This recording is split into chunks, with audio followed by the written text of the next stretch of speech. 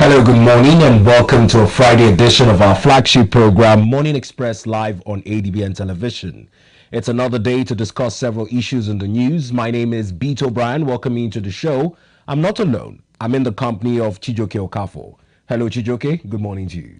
Well, good morning to you, Bito. It's a beautiful Friday morning. However, not quite for the people of Sokoto, who are now complaining about the new terror group, the Lakurawas, who are demanding levies from them to be able to live in their communities. Now, this is just one of the many discussions that we'll be having on the program today. But before we do that, let's head over to our news desk and join Amo Marcus, who will be bringing us up to speed with other developments in the news. Hello and a very good morning to you, Amma. Hello Chijoke, hello B2, good morning and welcome to ADBN News at 7. We bring you the latest headlines from across the nation and the world. I am Amma Marcus. Federal government, through the Minister of Power, Chief Adebayo Adelabu, has directed Transmission Company of Nigeria and other related agencies to replace aging infrastructure as part of efforts to tackle frequent national grid collapses. The move follows a new series of breakdowns including a grid collapse at 11:29 a.m. on the 7th of November, attributed to a frequency spike caused by equipment issues. Chief Adelabu has set a 6-month timeline for the equipment upgrades and emphasized the urgency of implementing recommendations from a recently formed interagency committee. Special Advisor on Strategic Communications, Mr. Bolaji Tunji, in a statement, stated that these steps are intended to bring both immediate and long-term stability to Nigeria's power system. An investigative panel highlighted the lack of maintenance and outdated equipment as the main causes of the recurring grid failures, leading to the decision by the Power Minister. Meanwhile, National Orientation Agency attributed some grid collapses to load rejections by electricity distribution companies due to infrastructure limitations. To address this, the federal government has allocated $800 million for new substations and distribution lines under the Presidential Power Initiative.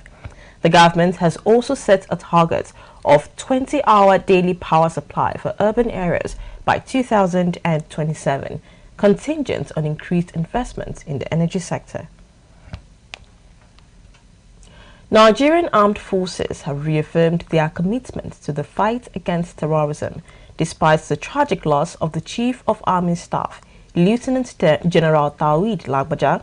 Director, Defense Media Operations, Major General Edward Buba, made the assertion during the bi-weekly briefing on the military operations across all theaters. He explained that, tragic as the loss, it will not deter the military from its mission of containing terrorist threats and ensuring national security. The defense headquarters also declared 9 terrorists from the northeast wanted. It was another opportunity for the military to update the media on successes across all theaters of operation. Major General Buba began the briefing by leading members of the press in a minute silence in honor of the departed Chief of Army Staff, Lieutenant General Tawhid Lagbaja.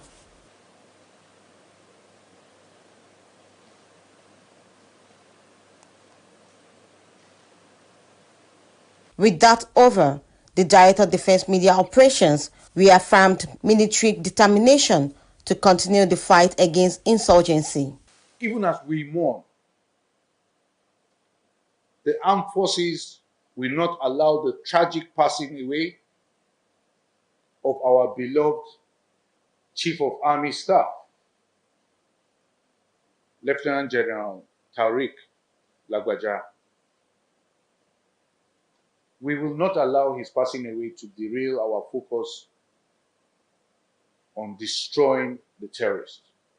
Major General Buba disclosed that troops neutralized over 400 terrorists, arrested over 700 suspects, and rescued over 400 kidnapped hostages in October 2024. Troops have also significantly destroyed the terrorist fighting capabilities by the reported outcomes that I just listed. Furthermore, troops recovered 480 weapons, and over 9,000 assorted ammunition in the course of the month of October 2024. The Defense Headquarters also declared 9 terrorists from the Northeast wanted. Very heinous crimes in the Northeast. We have been after them and finally have, for anybody who cites them, are there. Military High Command, however, reaffirmed its commitment to safeguard the nation while calling for citizen support to win the war against terrorism. Fumilola Adeyemi, ADBN News. Minister of Defense Alhaji Mohammed Abubakar Badaru and the Chief of Defense Staff General Christopher Musa, accompanied by the Acting Chief of Army Staff and other service chiefs, including the Inspector General of Police, paid a condolence visit to the family of the late Chief of Army Staff, Lieutenant General Tawhid Lagbaja, who died on Tuesday.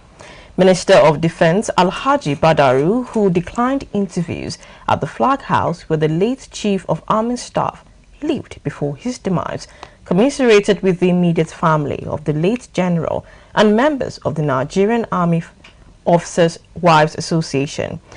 Minister of Defense Alhaji Badaru prayed for the repose of the soul of the late Chief of Army Staff. He also prayed the Almighty to grant the family the fortitude to bear the loss.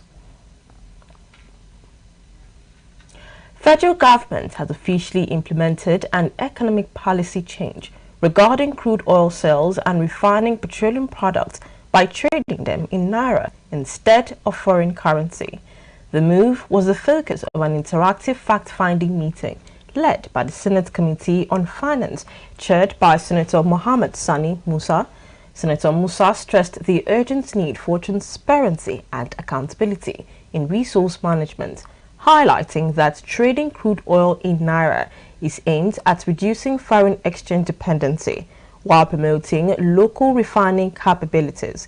He noted that this directive, approved by President Bola Ahmed Tinubu and the Federal Executive Council, holds major implications for Nigeria's fiscal strategy from 2024 through 2027.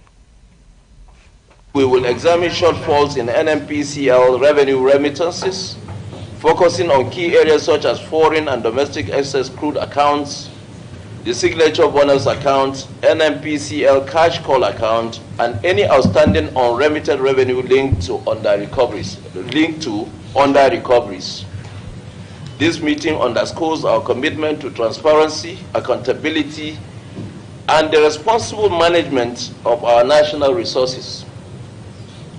I am confident that with the collaboration of the Ministry of Finance under the able leadership of the Coordinating Minister of the Economy, the Office of the Accountant General of the Federation, the Central Bank of Nigeria, and Revenue Mobilization and Fiscal Commission, and other critical stakeholders present here, we will identify solutions and ensure that due process are upheld for the benefit of our economy and the Nigerian people.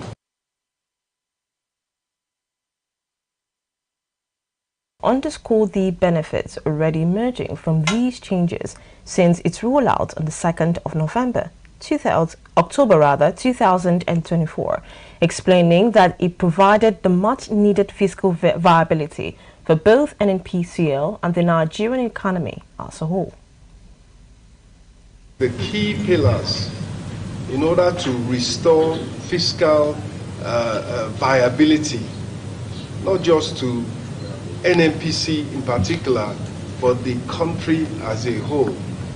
There was the twin macroeconomic reforms, bold, courageous, and effective, of having petroleum motor spirit, PMS, a market-based price, market pricing of PMS, and market pricing of foreign exchange.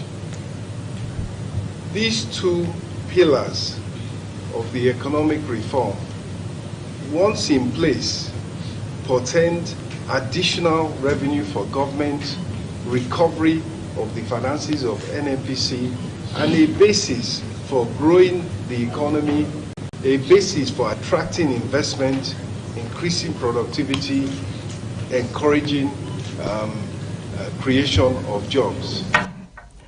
Senator Musa invited further insight from representatives of NNPCL and NUPRC, as well as from other government agencies, including the Office of the Accountant General, the Central Bank of Nigeria, and the Revenue Mobilization and Fiscal Commission. Minister of the Federal Capital Territory, Barrister Nyesom Wike, highlighted internally generated revenue as a key source of funding for infrastructural development in Abuja. During an inspection of the Kuje Road, which connects the Airport Expressway to Kuje Junction, he emphasized the importance of tax revenue in advancing projects within the nation's capital. Our FCT correspondent Naomi Oleribe has details. In a continued commitment to overseeing ongoing construction projects across Abuja, FCT Minister Barrister Nyesom Wike visited the Kuje Area Council. He emphasized that revenue generated from taxes is financing critical infrastructure projects in the capital. The minister explained that all awarded projects are aligned with available funding to prevent abandonment, ensuring that resources are effectively utilized and projects are completed as planned. No institution can say they will have all the required resources to be able to carry out every service or services. What is important to us is that, yes, we try to make sure people pay their taxes. One thing I can tell you about people or Nigerians is that when they see that the taxes they pay are being utilized, they reciprocate by making sure they pay their taxes. Reacting to the removal of electrical poles that obstruct construction along the highway, the minister assured that steps have been taken to mitigate potential delays in the project. It's a public road, it's not a private road, it's to be used by everybody, and for the interest of the public is more paramount. So transmission the company will accordingly be to expedite action so as to relocate the electric facilities. It's not something we're going to fight, but it's something that as government we're going to make sure that every stakeholder knows the importance of a quick handover of that particular route. As the tour continued, residents of Kuje Area Council expressed appreciation, applauding the minister for his commitment to road construction in their community. In response, Barrister Wike pledged that his administration will continue to bring the benefits of good governance closer to local communities. All of you have lost hope on this road before, is it not? But your hope has come back, is it not? So all I pray is if we should continue to support the contractors so that before the end of this year, we will have commissioned this road. And then all their businesses will now grow up very soon. Once completed, the Kuje Road is expected to drive significant economic growth in the area, enhancing connectivity and opportunities for residents. Naomi Oleribe, ADBN News. Media stakeholders, including editors and publishers, called on President Bola Tinubu to take urgent steps to support the country's struggling media sector as it grapples with economic hardship. The appeal was made during the All Nigerian Editors Conference held under the theme Economic Growth and Development Strategies in a Resource-Rich Country. Represented by Minister of Information and National Orientation, Alhaji Muhammad Idris, President Tinubu acknowledged the critical role of the media in national development. He urged media managers to prioritize factual reporting and uphold professional integrity, noting that they are custodians of public perception, gatekeepers of information and the voice of the people. Nigerian Guild of Editors President Mr. Eze Anaba underscored that the unavailability of essential materials is the greatest threat facing the media. He also emphasized that beyond financial survival, a resilient media is vital for democracy, as the Constitution mandates the media to hold government accountable. President Tinubu assured stakeholders of his administration's commitment to harnessing Nigeria's abundant resources for prosperity. Highlighting the importance of media in shaping public understanding, he affirmed that with a united front from government, citizens and the media, we can build a resilient and diversified economy. Bayelsa State Governor Senator Doye Jiri, who was the conference host, recognized the media's role in sustained democracy and discussed the state's achievements addressing environmental issues and progress in development efforts. You're watching ADBN News at 7. Stay with us for more stories after this break.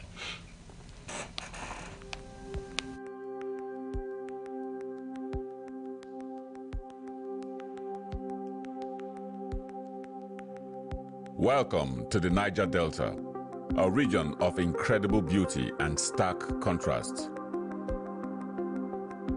From its breathtaking landscapes to its rich cultural heritage, this is a place where history and modernity collide. But beneath this serene surface lies a story of struggle and resilience. The Niger Delta is the lifeblood of Nigeria's economy, home to vast oil reserves that fuel the nation, yet it is a land where the people fight for their share of the wealth.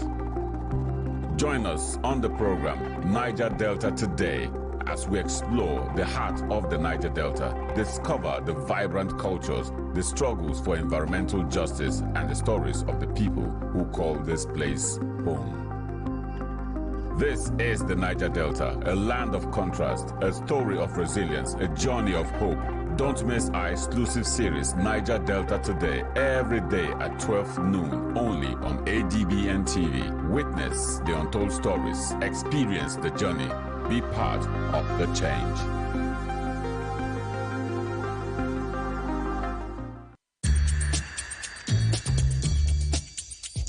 No matter wetin I see, enough fit make mouth heavy to talk am. That's now why people dey talk. You know wetin dey worry you, but you no go fit take help yourself. In this kind of situation now, what if they really no talk to una? Wetin be the way forward? They go bury our chairman on Thursday. We go remain here. Make we talk good where we dey see good, and where we know say we no dey see good, make we also dey talk am. No woman, no mother deserve to know the grave of his child. The bank manager, the bank executive, they are the one the government should first face. People They Talk, the show on Monday to Friday by 5 p.m. on top ADBN TV. In a world of overwhelming voices where everyone has different opinion on different issues, it is important that we bring the core issue to the fore.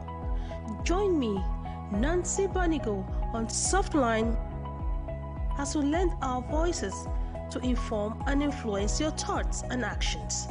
This is not just mere talk, it is an invocative program that touches the core of our existence.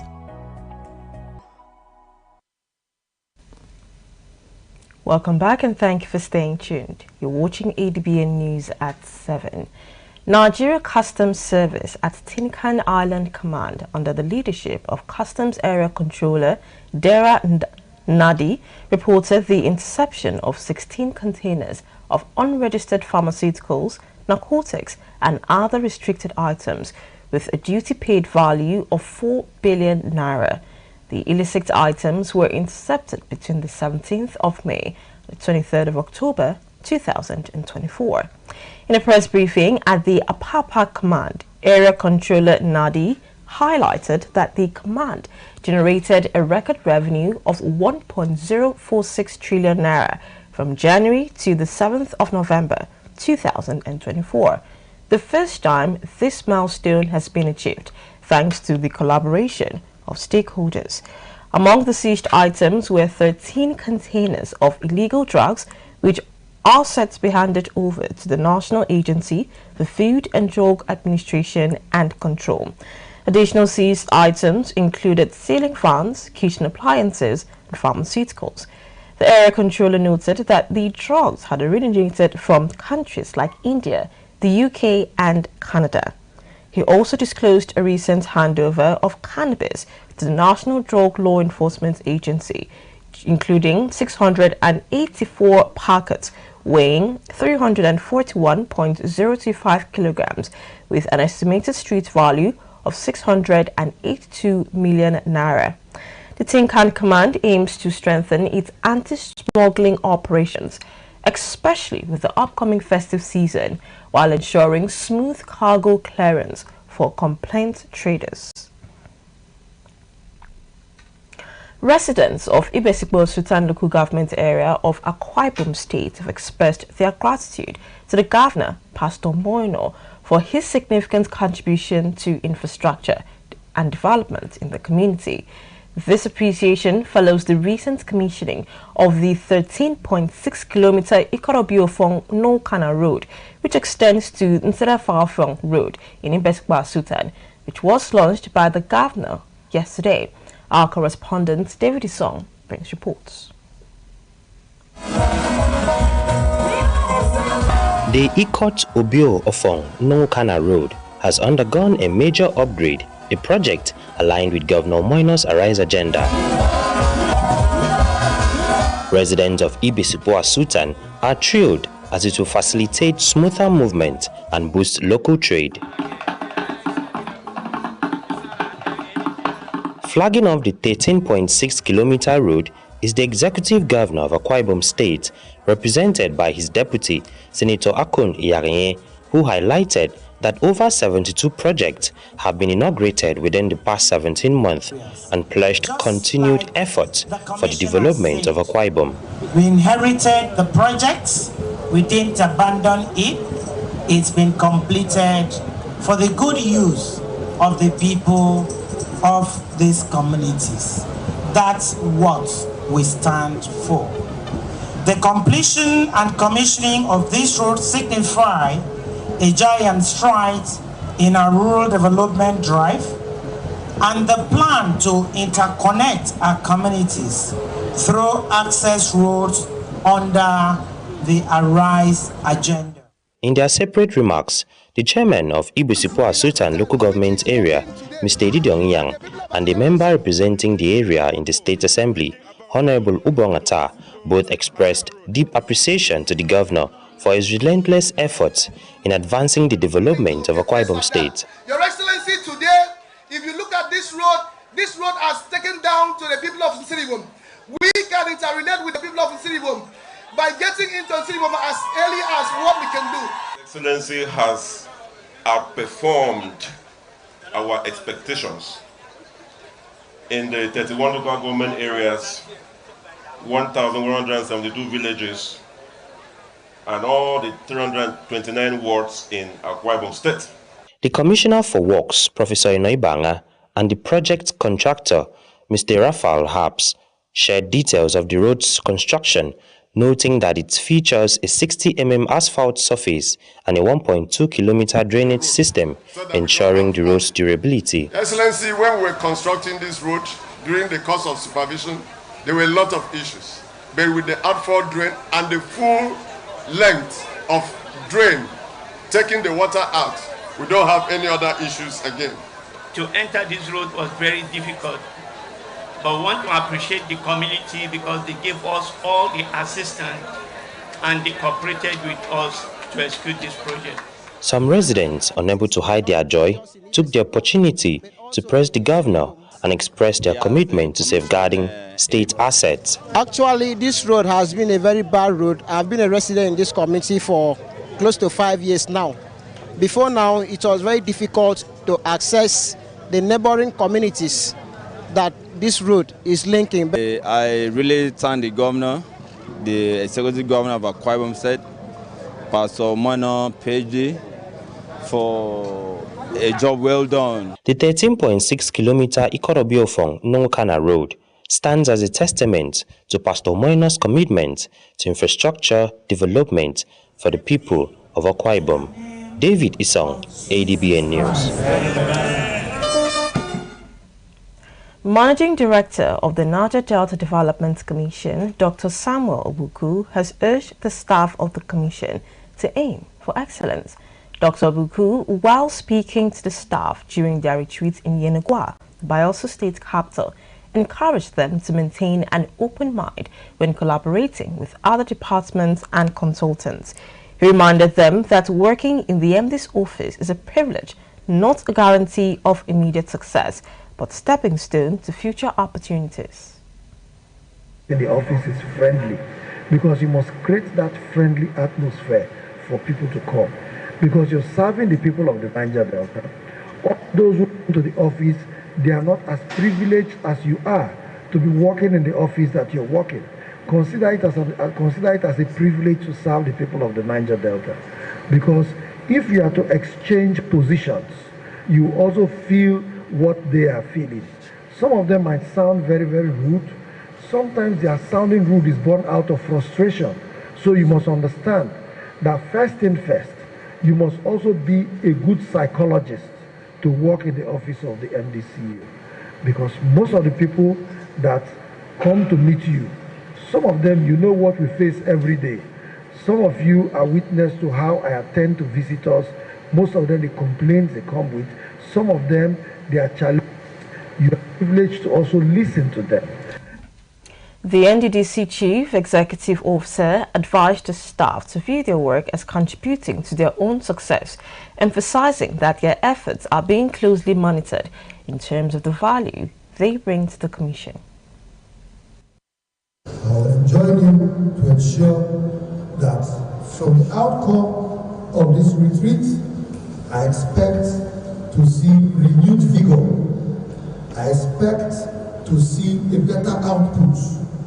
I expect to see a vibrant office with innovations that were never there before.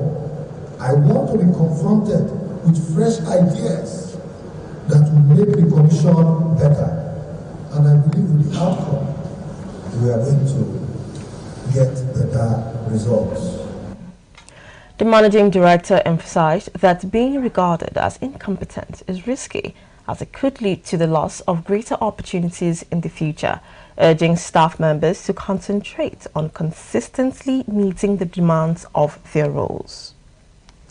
Now to report on the foreign scene, President-elect Donald Trump has made his first major appointment, naming Susie Willis as his incoming White House Chief of Staff. Willis, a senior advisor to Trump's campaign, was praised by him on election night for her dedication and strategic acumen. President Trump also revealed his intention to implement a large-scale plan to deport undocumented individuals leaving the United States, stating that he had no choice. This comes amid President Biden's commitment to peaceful and orderly transition and his acknowledgement of Vice President Kamala Harris's inspiring campaign. Meanwhile, Russian President Vladimir Putin extended his congratulations to Donald Trump, calling him courageous in the face of reported assassination attempts. The Kremlin expressed hope for a renewed relationship between the United States and Russia under Trump's administration. And now to the African continent, newly elected President Duma Boko of Botswana has revealed plans to grant temporary work and residence permits to undocumented Zimbabweans in the country. President Boko, speaking on BBC Africa's daily podcast before his historic inauguration, stated that the initiative is part of a broader economic revival strategy. Botswana, which has the world's second largest community of Zimbabweans, has frequently seen deportations and tensions over migrant labor. The president argued that the legalization of Zimbabwean workers would reduce crime and social tensions. He explained that many Zimbabweans already perform essential jobs, often in domestic and agricultural sectors, that local citizens are unwilling to do. By formalizing their status, he believes that they could legally contribute to the economy and also help address Botswana's skills gap in trades like plumbing and welding. An Israeli airstrike on the southern Lebanese city of Sidon resulted in the death of 3 Lebanese civilians and injuries to 3 Lebanese soldiers, according to a statement from the Lebanese army. Well, the incident took place when a vehicle targeted by the strike was passing through a checkpoint at the entrance to Sidon. The Lebanese army confirmed that 3 citizens were killed and were inside the targeted vehicle. Additionally, 3 soldiers stationed at the checkpoint were wounded in the attack. The Malaysian government also reported that 6 of its personnel were part of the United Nations Interim Force in Lebanon and were injured. The UNIFIL vehicle was passing through the checkpoint when it was struck, according to the Lebanese army. The strike has heightened tensions in the region, with officials emphasizing the need for restraint amid escalating tensions. And now to reports in sports. Victor Osimhen scored a stunning brace at Galatasaray, claimed to a 3-2 victory over Tottenham in their UEFA European League encounter on Thursday night. The Nigerian forward puts Galatasaray back in front with a spectacular strike just before the half-hour mark, following Tottenham's equalizer. Osimhen then extended the Turkish side's lead with a second goal 6 minutes later. Osimhen's performance continues his impressive form, with the 25-year-old now having scored 5 goals and provided 3 assists to 8 appearances across all competitions for the Yellow and Reds. Amad Diallo's second-half brace propelled Manchester United to a crucial 2-0 win over Greek champions PAOK, marking a much-needed boost to their Europa League campaign. Diallo was the standout performer, proving to be United's primary goal threat. He broke the deadlock with a header that looped into the far corner just 5 minutes after the break. The Ivorian sealed the victory with a stunning curling shot from the edge of the box 13 minutes before the final whistle. This victory marked United's second win in their last 12 European outing and their first in this season's expanded European League competition, following 3 consecutive draws. Well, Chelsea recorded the biggest victory in Europa Conference League history with an 8-0 demolition of Armenian side FC Noah on Thursday night. The Blues, fielding a completely different lineup from their last Premier League match, were in dominant form, leading 6-0 at halftime before adding 2 more goals in the second half. João Felix and Christopher Nkunku each scored twice in a commanding display. Chelsea's second-string squad proved far too strong for the competition, with 16 goals scored in their first 3 matches, twice as many as any other team. Attention now turns to Chelsea's upcoming Premier League clash with Arsenal on Sunday.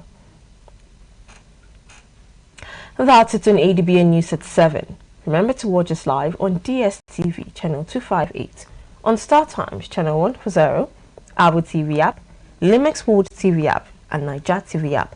For more stories, visit our website on adbntv.com. Not forgetting, you can watch us live from every part of the world by logging on to adbntv.com/live. Thanks for joining the news this morning. I am Ama Marcus. I'm back to Peter O'Brien for continuation Morning Express. Well, thanks to Ama Marcus for keeping us abreast with stories from Nigeria, the globe, on our first major news bulletin this morning. Here's what to expect after the break. Coming up, it's the newspaper review segment, after which at 9 a.m. we'll have an overview of the state of the nation with an ardent social analyst joining the program to examine the different issues of the week. We'll also be looking at ADB and Sports at 10 for an overview going into the weekend and what to expect from Europe League. That would be the size of our program this Friday, just to start your weekend on a fine day.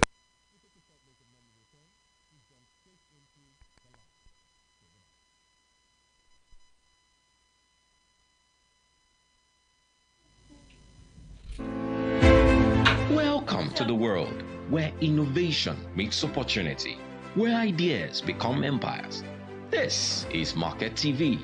I am Idorian Flannan, and every week I'll be taking you inside the dynamic world of marketing and commercial business.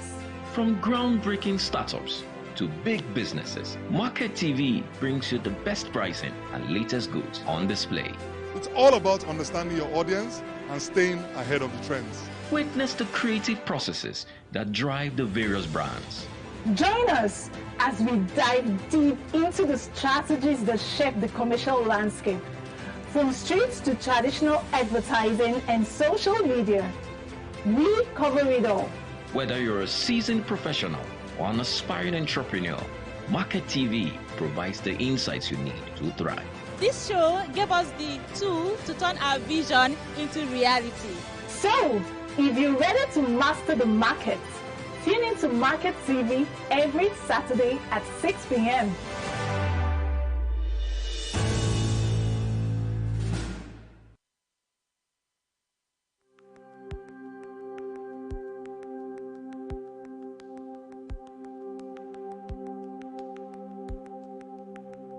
Welcome to the Niger Delta, a region of incredible beauty and stark contrast. From its breathtaking landscapes to its rich cultural heritage, this is a place where history and modernity collide. But beneath this serene surface lies a story of struggle and resilience. The Niger Delta is the lifeblood of Nigeria's economy, home to vast oil reserves that fuel the nation, yet it is a land where the people fight for their share of the wealth. Join us on the program Niger Delta Today as we explore the heart of the Niger Delta, discover the vibrant cultures, the struggles for environmental justice, and the stories of the people who call this place home. This is the Niger Delta, a land of contrast, a story of resilience, a journey of hope. Don't miss our exclusive series, Niger Delta Today, every day at 12 noon, only on ADBN TV. Witness the untold stories, experience the journey, be part of the change.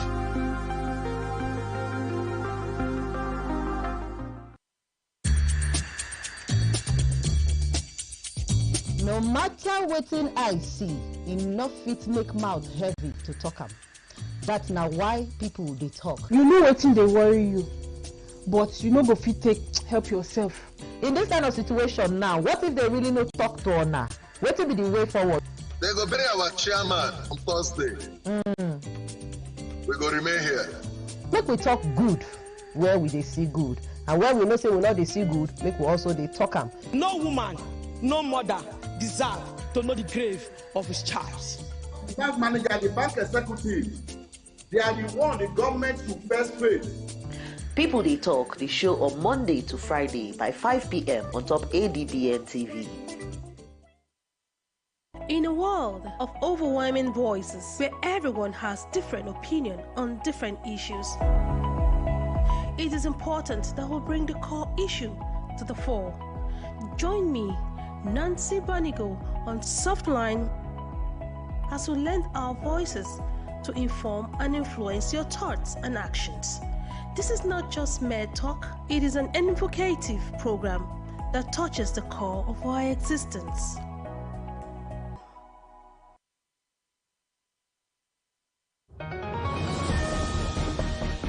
Step into the heartbeat of the world where news meets real talk. From breakthroughs in diplomacy to humanitarian challenges and scientific milestones, Global Digest takes you beyond the headlines and straight to the heart of the matter. I am Amma Marcus.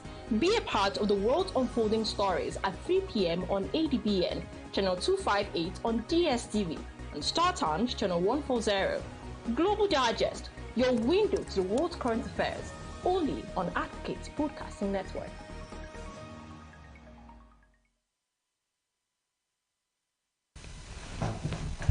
Well, thanks for staying with us on the program this morning. It's about time to get our conversation started, as Chijoke and I will be looking at the headline stories together. Now, quite prominently in the news this morning is reports concerning the serial collapse of the national grid. For the umpteenth time, it has collapsed this year. I don't know if you're keeping counts, it might have been 9-10 times, but in the space of 48 hours, it reportedly collapsed twice. Now, the federal government is considering an overhaul of the transmission company of Nigeria, and the TCN on its part has called those disruptions partial disruptions. I don't know how partial they are, but Nigerians are not taking it lightly.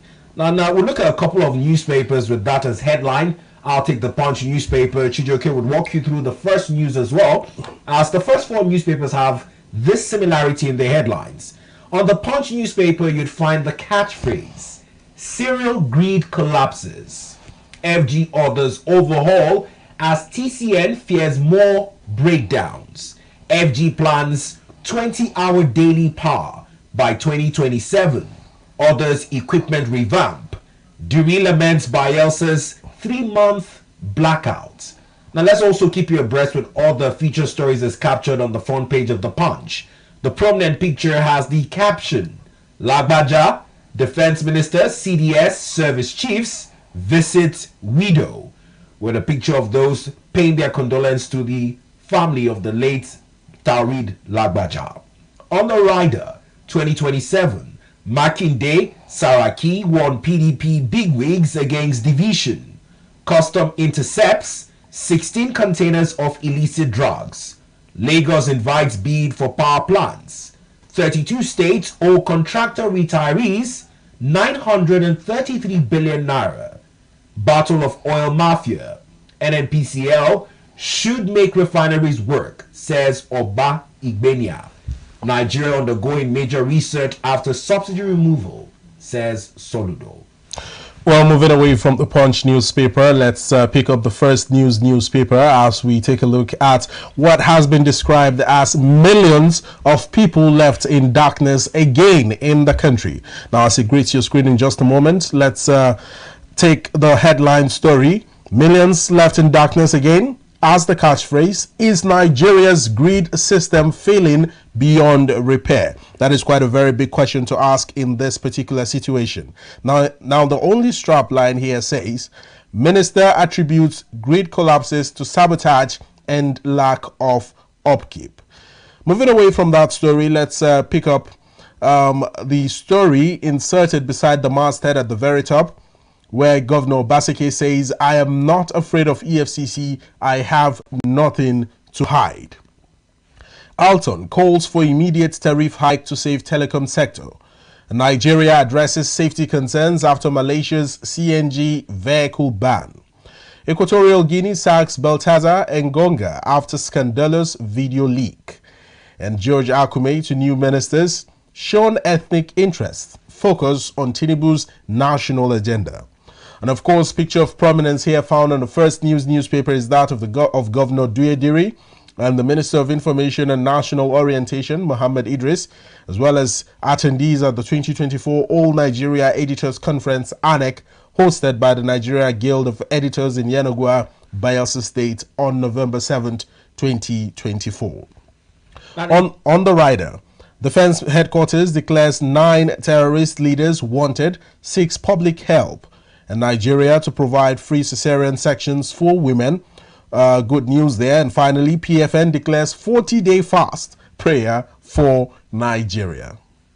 Now, in keeping with more newspapers, still with the headline features as it regards the collapse of the national greed, the Matrix newspaper is next. On its front page, you'd find beneath the masthead, mounting concerns over Nigeria's frequent national greed collapses. While Nigeria struggles with frequent greed collapses, South Africa celebrated 7 months of uninterrupted electricity, says Peter Obi. TCN reveals reasons for latest collapse, says recovery ongoing. Amid blackouts, discos increase prepaid meters prices by 28%. Other focus stories on the front page include FG approves free cesarean sections for pregnant women. IGP orders police officers to wear black bands in honor of late Army Chief Lagbaja. I am alive, healthy, not ill. Okorocha dispels death rumors. Above the lead story, you'd find tensions over emergence of new terrorist group in northwest Nigeria. DHQ declares 9 Lokurawa terrorists wanted. Amid Malaysians' plans to phase out CNG, presidency says no cause for alarm. Dominant Chelsea routs Minos Noah 8-0 as United beats PAOK 2-0. Economic hardship. We appreciate your endurance. FG tells Nigerians. Well, away from the Matrix newspaper, let's pick up the Nigeria Tribune, where surprisingly, a report here shows that the national grid has collapsed about 3 times or 2 times in just 3 days. Now, as it greets your screen, I'll take the headline story again. National grid collapses 2nd time in 3 days. Now, while on one hand, the Minister of Power is saying that the national grid collapse is attributed to vandalism and lack of maintenance, the TCN is blaming the frequency spike for the blackout. Now, another strapline here reads, Adelabu orders immediate implementation of committee's report. This story is continued more elaboratively on news page 6 of the Nigeria Tribune newspaper. Above the masthead, Nigeria, 8 other countries to ban corporal punishment. Join other 100 nations to end childhood violence. While federal government unveils free cesarean session initiative to combat high maternal mortality. DHQ confirms emergence of new terrorist group in Sokoto and Kebbi. Declares 9 members wanted. And other feature stories here. IBEDC disconnects UCH again as patients resort to touchlights to access wards at night. Hospital shifts to generators, inverters for critical areas. Oyo NLC hails Makinde for approving 80,000 naira minimum wage, while gunmen have killed 3 people and destroyed over 100 hectares of farmland in Plateau State. Quite a very worrying story here. And finally, you'll also find inserted a picture of the Minister of Defense, Mohammed Badaru, signing the condolence register at the residence of the late Chief of Army Staff in Abuja on Thursday. With him are the Chief of Defense Staff, General Christopher Musa, Acting Chief of Army Staff, Lieutenant General Olufemi Oluyede, Inspector General of Police, Kayode Egbetokun, Permanent Secretary, Dr. Ibrahim Kana, and Minister of State for Defense, Bello Matawale. Thank you, Chijoke. And moving on to our next newspaper, The Vanguard. On the front page, you'd find the editorial headline reporting comments from the presidency following the editors' conference as media owners and practitioners gathered to interact with the president. Now, beneath the masthead on The Vanguard, you'd find the headline. Media owners, editors, others ask Tinubu to save industry. FG should support the media to thrive, says Amuka. Reforms should have a human face, says Obi Agbena. Biggest threat to media's availability of resources, material, says the NG president, Anaba. Tinubu tasks media managers on factual reportage, integrity. Nasima Boss gives tips to enhance media stability in Nigeria. Protect your integrity. Governor Diri urges media practitioners. And you'd find pictures to tell the story from the 20th All Nigeria Editors Conference held in Yenogwa. Beneath that, on the rider, blackout why national grid collapse is unending, says experts. NAS 6 end to grid collapses. Backs power sector reforms. DHQ declares 9 terrorist leaders wanted. 2027 polls. Let's fix PDP to save Nigeria. Saraki Makinde advocates. Out onto FG. Increased tariff on telecom services or risk industry collapse. And in sports feature, ex-Golden Eaglet star declares World Cup medal missing.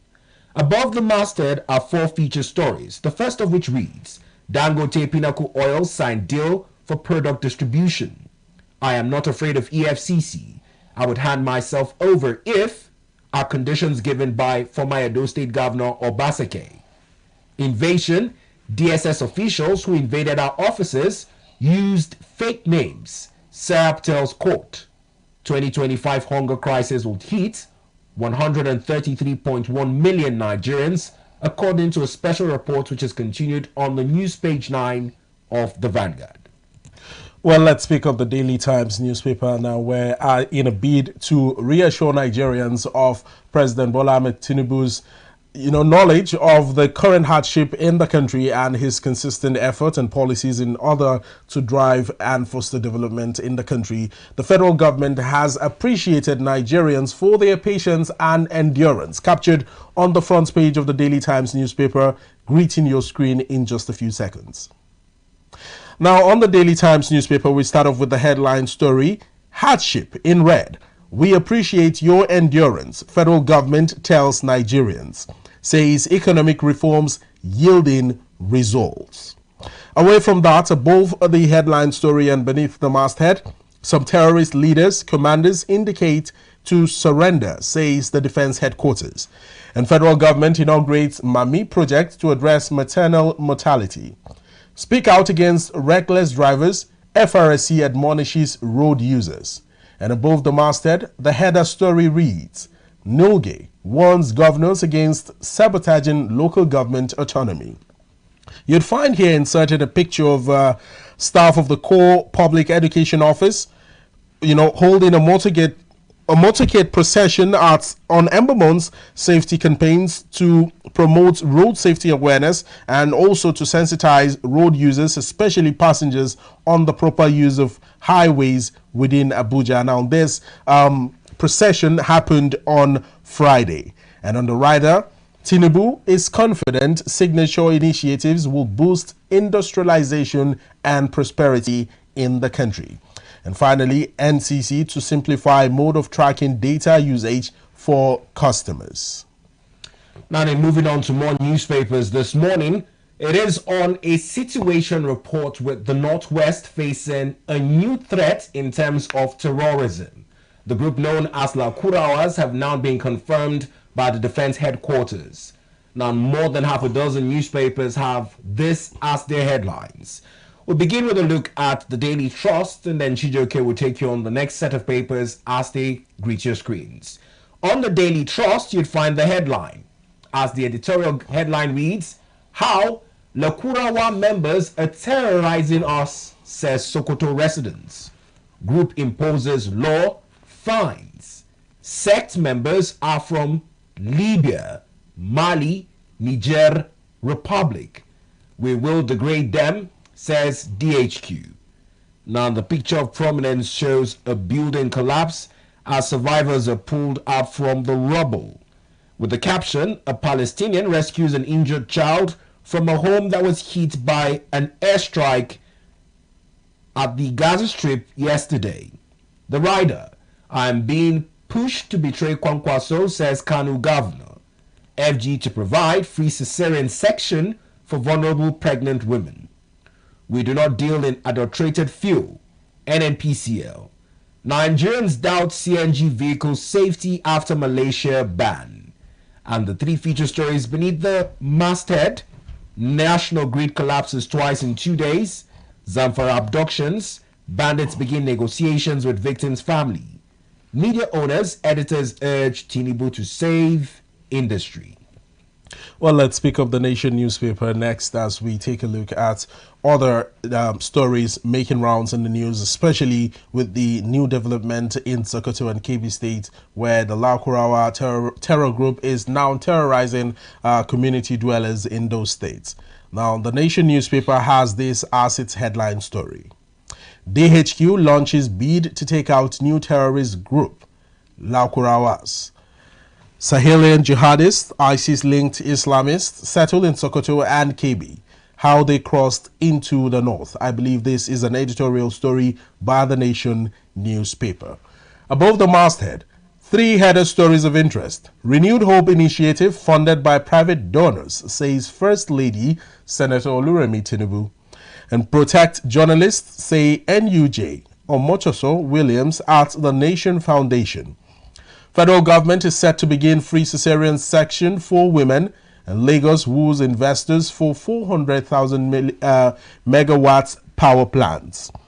Other feature stories captured on the front page of the Nation newspaper read, CBN's economic stability plan on course, says Yemi Cardoso.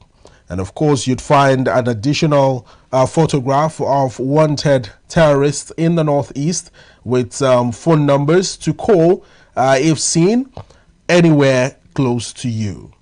Now, these are the many stories you'd find on the front page of the Nation newspaper. Now, in crossing over to the leadership, the editorial headline on the leadership, much like you'd find on the Daily Trust and the Nation, also tailors the rising security situation in the Northwest. As it reads, military raises the alarm over the new terror group. Says they are now in Kebbi, Sokoto. Declares 9 terrorists wanted. We killed 481, arrested 741, rescued 492 in October. As Major General Edward Buba reeled out the scorecard of the military in combating terrorism. Now, above the masthead on the Leadership Friday, Cardoso presents 1-year scorecard, reiterates $1 billion remittance target. Editors' Conference open debates on national economic recovery. The rider, national grid collapses second time in 48 hours. 22,239 policemen deployed for Ondo Guber election. Jigawa agric sector, key to poverty eradication, says Nexim Bank. Well, let's move away from that and pick up the New Telegraph newspaper. Greeting your screen in just a moment. On the front page of the New Telegraph, you'd find the headline story, DHQ confirms emergence of new terror group, Lukarawas in Sokoto and Kebbi State. Says group with origin in Niger Republic, fallout of security gaps in border areas. Declares 9 wanted for terrorism in Northeast. Lagbaja's actions on battlefield will inspire us to kill terrorists. Now, away from that, other stories you'd find beneath the masthead. In 2027, Nigerians are looking to PDP for direction, says Governor Sheyi Makinde. And INEC accredits 111 groups, 3,554 observers for Ondo gubernatorial polls. And Customs collects 1.04 trillion naira for federal government while impounding 16 containers of illegal drugs from India, the UK and Canada. Enugu withdraws from governor's suit challenging EFCC's legality as Obi donates 60 million naira to Uni-Niger and Nursing School. Federal government case against Mine Rangers Service Bill wants existing agencies equipped for the job. On the header, Lagos, FCT, Rivers top as states generate 2.43 trillion naira. Now, picture of prominence here, we start off with a picture on the left, that of Senator representing Abia North Senatorial District, Senator Ojus Okalu, with Minister of Finance and Coordinating Minister of the Economy, Mr. Wale Edun, after a meeting at the National Assembly in Abuja yesterday. And also you'd find a picture of the CBN's Deputy Governor, Corporate Services, Dr. Bala Bello, and Lagos State Governor, Mr. Babajide Sanwo-Olu, as well as the CBN Governor, Mr. Olayemi Cardoso, Imo State Governor, Hope Uzodinma, and CBN Deputy Governor, Economic Policy, Muhammad Sani Abdullahi, during unveiling of the book, Promoting Stability in an Era of Reforms, The Journey So Far, at the CBN head office in Abuja yesterday. On the rider, blackout again as national grid collapses twice in 3 days, 5th within a month. Now, elsewhere, you'd also find Obiagbena urges federal government to tackle mafia, stopping refineries from working. These are the many stories you'd find on the front page of the New Telegraph newspaper. Now, away from the New Telegraph newspaper, let's also pick up more newspapers this morning and look at what the headline features have. On the Daily Independent, you'd find projections as it concerns what the economic recovery is under President Bola Ahmed Tinubu's administration pretend for Nigeria come mid-2025. We're told by the headline, ongoing economic reforms have started yielding results, says FG. Unlocks $1 billion across energy value chain. Expect 2 major investments by mid-2025. There's a comment captured by the Minister of Finance and Coordinating Minister of the Economy, Mr. Wale Edun, who appeared before the Senate Committee of Finance for an interactive session. Now, above the masthead, you'd find "We are not in dispute with Dangote Refinery." Comments from Pinnacle Oil. Ondo Guber, airing officials would be sanctioned, says INEC chairman. Governors plotting to thwart LG autonomy, Norgay alerts. Tinubu reset in Nigeria with removal of subsidies, says Soludo. Nigerians fume as greed records second collapse in 48 hours. Fix PDP to pull Nigeria out of critical state. Makinde charges party leaders. Edo Guber, court set to deliver verdict on governors-elect eligibility. Why I want women to own gardens in their own backyards, by Oluremi Tinubu. Well, let's take a look at the next paper on our lineup as we look to establish more stories surrounding the federal government and the economic situation in the country. The Nigerian News Direct greets your screen next. On the front page of the Nigerian News Direct, we start off with the headline story that says federal government laments $82 billion investments by IOCs in other countries woos investors. I'll take that again. Federal government laments $82 billion investments by IOCs in other countries woos investors. Above the masthead, you'd find 4 stories of interest. CNG transition, why Nigeria can't suffer same fate as Malaysia. Presidential aid has revealed. And federal government announces free cesarean sections for women. Call on me whenever I will hand myself over, Governor Godwin of Basake has told the EFCC. And Lagos flags off financial inclusion program to empower women. National grid disturbance triggers power outages as TCN launches major repair and stability efforts. Now, of course, you'd find a picture prominently inserted here on the front page of the Nigerian News Direct, that of the Minister of Information and National Orientation, Mohammed Idris, Bayelsa State Governor, Mr. Duye Diri, President of the Nigerian Guild of Editors, Mr. Eze Adnaba, Chairman and Editor-in-Chief of the This Day Media Group and Arise News Channels, Ndoka Obaegbena, and former Governor of Ogun State and a veteran journalist, Chief Olusegun Osoba, at the All Editors Conference in Yenagoa, Bayelsa State on Thursday. Now, these are the stories prominently captured on the front page of the Nigerian News Direct. Now, in keeping with more newspapers this morning, let's also take a look at an editorial headline that mirrors in the concerns most Nigerians have following the CNG initiative. Whilst in Malaysia it has been linked to liquefied petroleum gas, there's also been a phase-out date for the ban on the use of such vehicles. While the presidency is looking to dispel these rumors, the Blueprint newspaper mirrors that as its headline. On the Blueprint this morning, you'd find the headline, CNG initiative unlocked, $200 million private sector investment, says presidency. Straplines read, allays safety concerns, says development in Malaysia, LPG related, not CNG. India, China, Iran, Egypt have considerable success, says Onanuga. On the rider, editors conference expect Tinubu's intervention for media soon, says Idris. Help tell our stories, Diri begs editors. NDIC pays 86% of depositors' funds trapped in Heritage Bank. Kuje Gwagwalada dualization to transform Abuja city landscape, says the FCT Minister Wike. NNPCL denies link with adulterated fuel in bottles, jerry cans.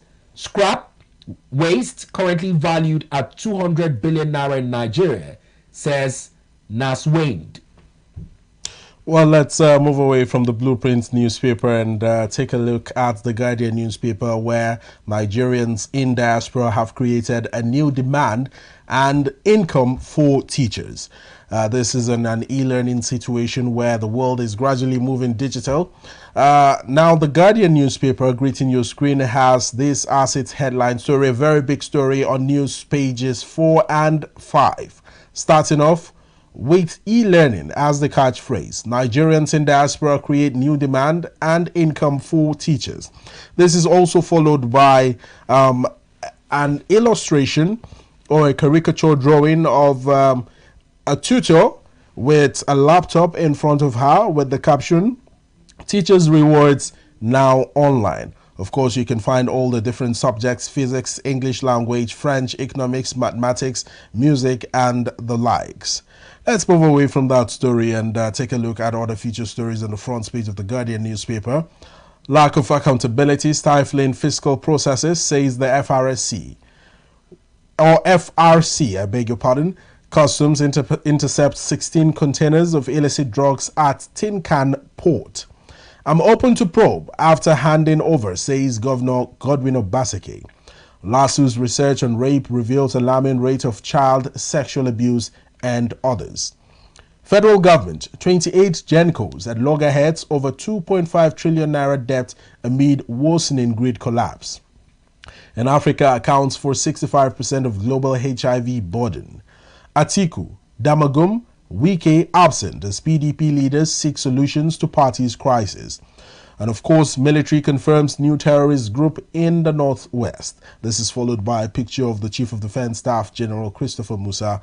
And finally, a picture of President Bola Ahmed Tinubu with the caption, "Tinubu applauds media for 25 years of democracy and nation building." Now, lastly, as we look to wrap up our overview of what the local newspapers have as headlines, let's take a look at the Business Day.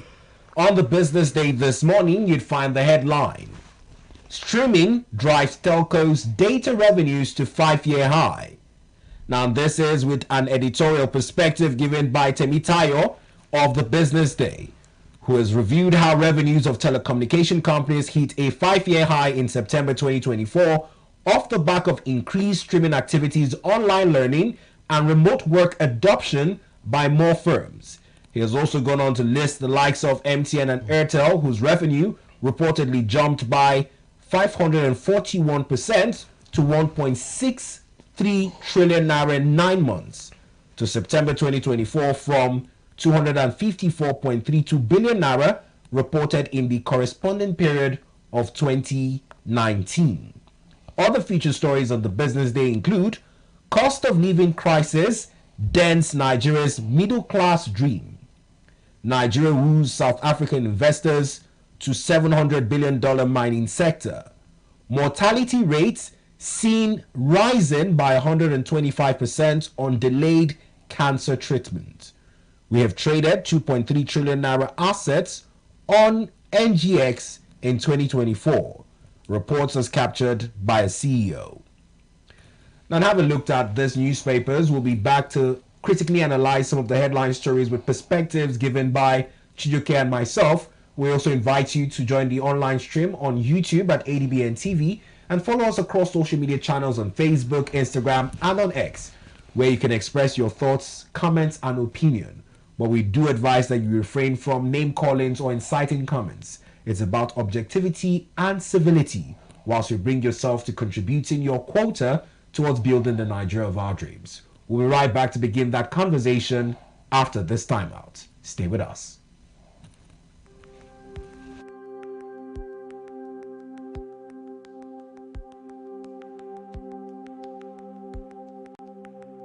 Welcome to the Niger Delta, a region of incredible beauty and stark contrast.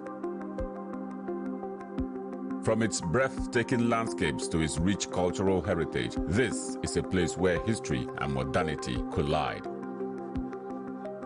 But beneath this serene surface lies a story of struggle and resilience. The Niger Delta is the lifeblood of Nigeria's economy, home to vast oil reserves that fuel the nation, yet it is a land where the people fight for their share of the wealth. Join us on the program Niger Delta Today as we explore the heart of the Niger Delta, discover the vibrant cultures, the struggles for environmental justice, and the stories of the people who call this place home. This is the Niger Delta, a land of contrast, a story of resilience, a journey of hope, Don't miss our exclusive series, Niger Delta Today, every day at 12 noon, only on ADBN TV. Witness the untold stories, experience the journey, be part of the change.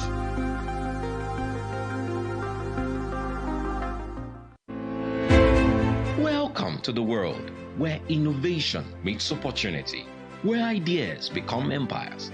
This is Market TV. I am Idorian Flannan, and every week I'll be taking you inside the dynamic world of marketing and commercial business. From groundbreaking startups to big businesses, Market TV brings you the best pricing and latest goods on display. It's all about understanding your audience and staying ahead of the trends. Witness the creative processes that drive the various brands. Join us as we dive deep into the strategies that shape the commercial landscape. From streets to traditional advertising and social media, we cover it all. Whether you're a seasoned professional or an aspiring entrepreneur, Market TV provides the insights you need to thrive.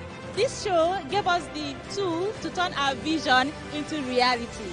So, if you're ready to master the market, tune into Market TV every Saturday at 6 p.m.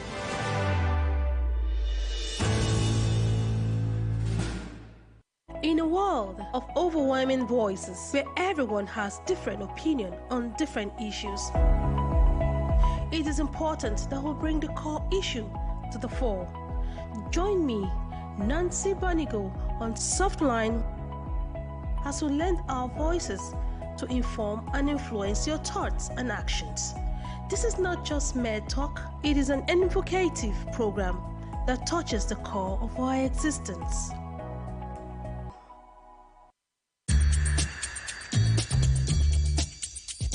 No matter wetin I see, enough fit make mouth heavy to talk am.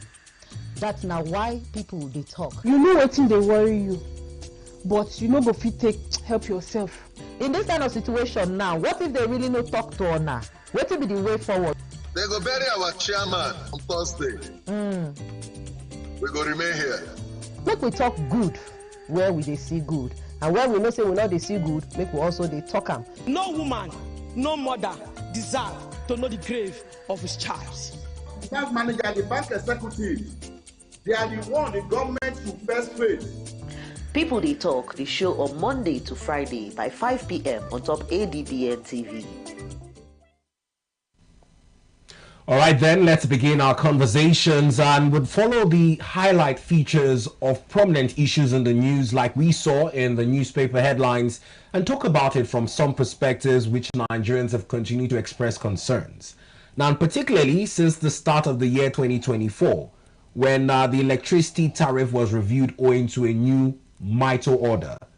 Now, for the second time this year alone, there has been another price for meters. And whilst Nigerians look at it at the arbitrary system of billing or charging electricity consumption in Nigeria being worrisome, the non-availability of electricity in itself is even more heartbreaking. Now, and I have forgotten how many times I've read that as a headline.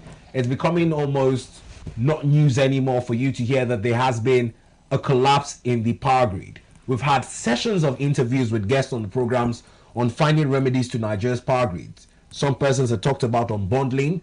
Other persons have talked about moving from the national grid to a super power grid. Yes. People have also applauded President Bola Ahmed Tinubu for signing the electricity bill into law.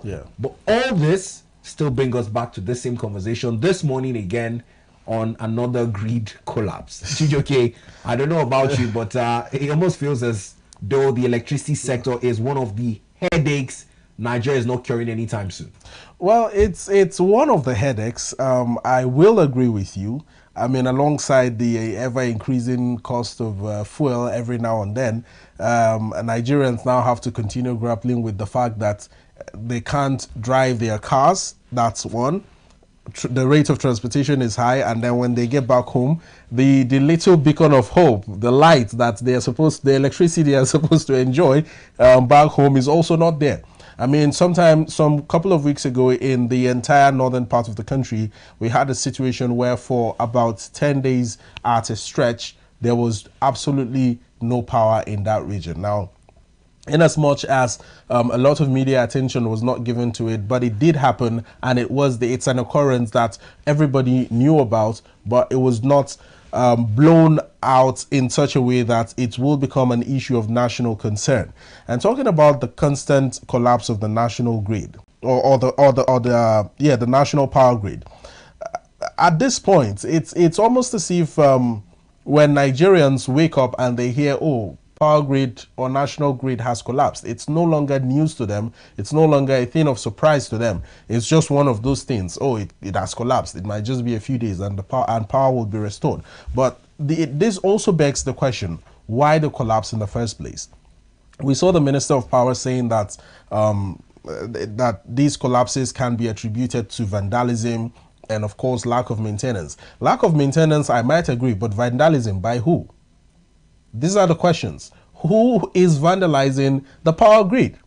Who has... The only vandalism we know of is on the transmission cables. On the transmission cables. And of course, you can't tell me because the transmission cables have been vandalized, then the national grid will collapse. So some of these statements, when they make these statements, they should, first of all, assess what they are saying to Nigerians, assess the mental capability of Nigerians, and understand that Nigerians are not daft. If you say that lack of maintenance on your part and your ministry's part is what is causing the national grid collapse, fine and good. But who is vandalizing the national grid?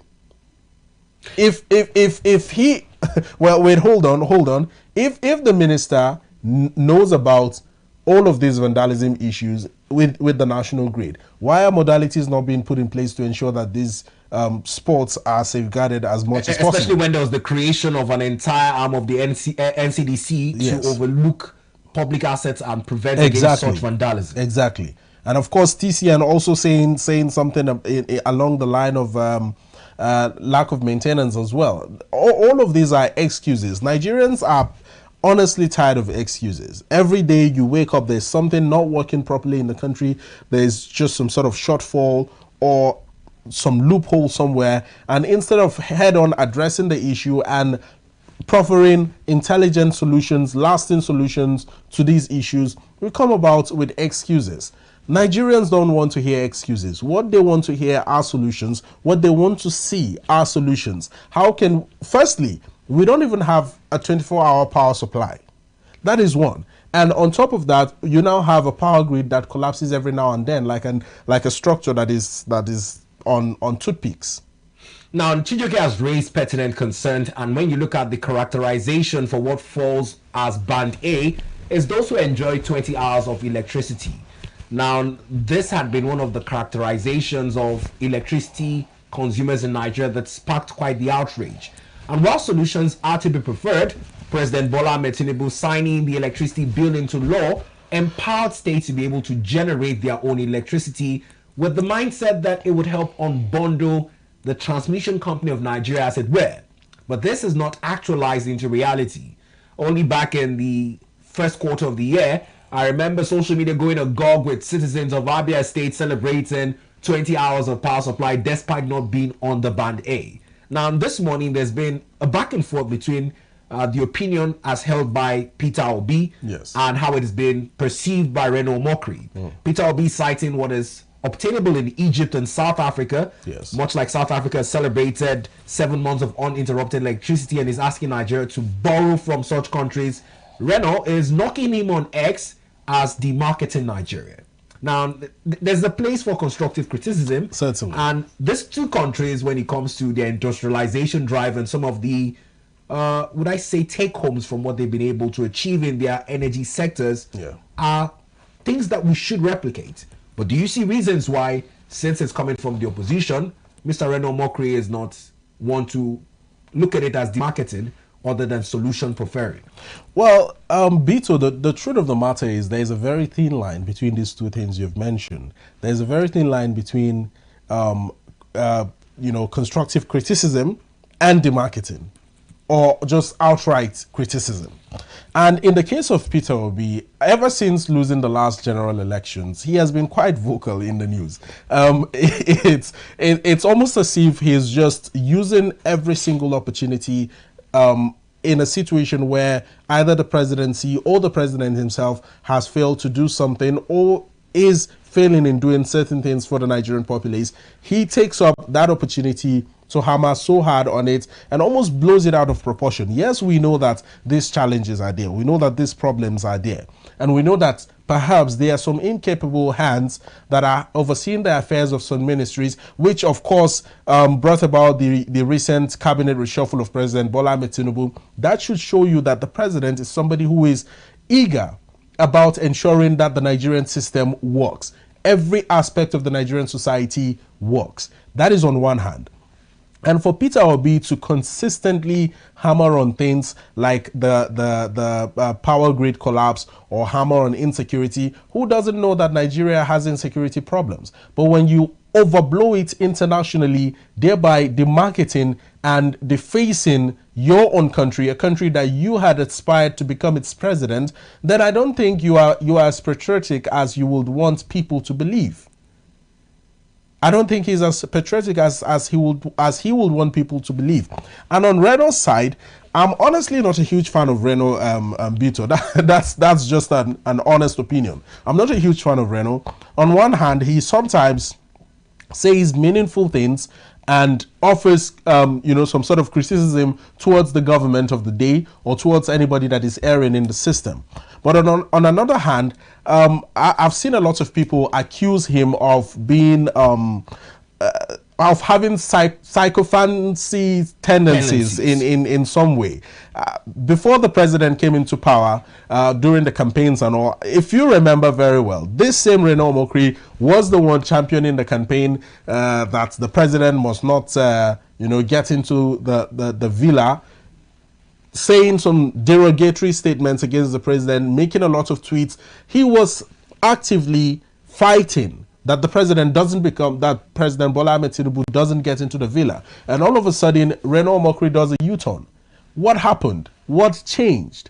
If somebody who speaks from either sides of his mouth, somebody like Reno Omokri, he could be right sometimes, but honestly, in his case and Peter Obi's case, I'm not a fan of either. And I think if they really want to be patriotic to Nigeria and Nigerians, what they should do is to ensure that the information that they spread out there is not one that defaces the country, smears the image of the nation on the global scene, and also dehumanizes the president. If you ask me, I think President Bola Ahmed Tinubu has been on top of his game. It's been just a little over a year since he got into office, and already there's a cabinet reshuffle. As a testament to how in touch he is with the realities of the Nigerian system, and ensuring that he makes changes in key areas where he is seeing a shortfall. And I think another place that needs some sort of complete overhaul is the power sector in the country.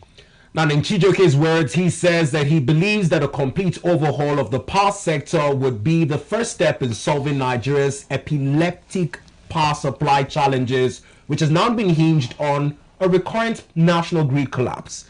Now, the angle to Nigeria's electricity generation woes are both from the angle of the GENCOs and the DISCOs. Now, whilst generation in some states is capable, it is with the rigors of having to resupply to the national grid before redistributing to states in Nigeria. Now, the ADC is one of such distribution companies taking care of the federal capital and some neighboring states in that regard. The other DISCOs in this stead that in generating more income have focused on a hike in meter prices. Now, meter prices have reportedly spiked by 28% in this year again. Now, whilst you deal with generation issues, distribution is also another challenge. There's also the issue of blackout in some states, and we hear that in Bayelsa, there's been a 3-month blackout as well. Now, away from the blackout in Bayelsa State, one epoch-making event also, which was hosted in Bayelsa, was the 2024 Editors' Conference. Now, we also looked at some issues in the news as it concerns the position of President Bola Ahmed Tinubu, who is defending his economic policies, while media owners and editors are asking that the president also deploy some sort of intervention to help the cost of running these businesses at a time when the cost of running businesses is stifling. Not to talk about the epileptic power supply and the need to run generators fueled on either diesel or petrol. And it's much of a concern where you see those saddled with being able to report occurrences in the country and keep the citizens abreast with news developments, having to go through the same challenges that are keeping a lot of persons out of business or even outrightly downsizing. Yes. I don't know if you care to make any comments on the editors' conference and the position of the presidency with the comments of the Minister of Information, who says that media houses can expect some intervention soon. Well, intervention in terms of what exactly? That is the question. I mean, media houses, all of these media houses that were gathered there, or most of them, are actually privately owned media houses. And when you talk about intervention from the federal government, is it in terms of incentives? Is it in terms of infrastructure? Is it in terms of equipment to work? I mean, incentives could mean a whole lot. Or interventions, I beg your pardon, could mean a whole lot. And when you also talk about the president's defense for his economic policies, in recent times, if you I believe you've also followed the trend where people have accused the president severally of anti-people policies, especially the likes of former vice president and the PDP's presidential candidate in the last elections, Alhaji Atiku Abubakar, who has, outrightly decried the president's policies, saying that the president is mortgaging the future of Nigerians to his family and friends and associates.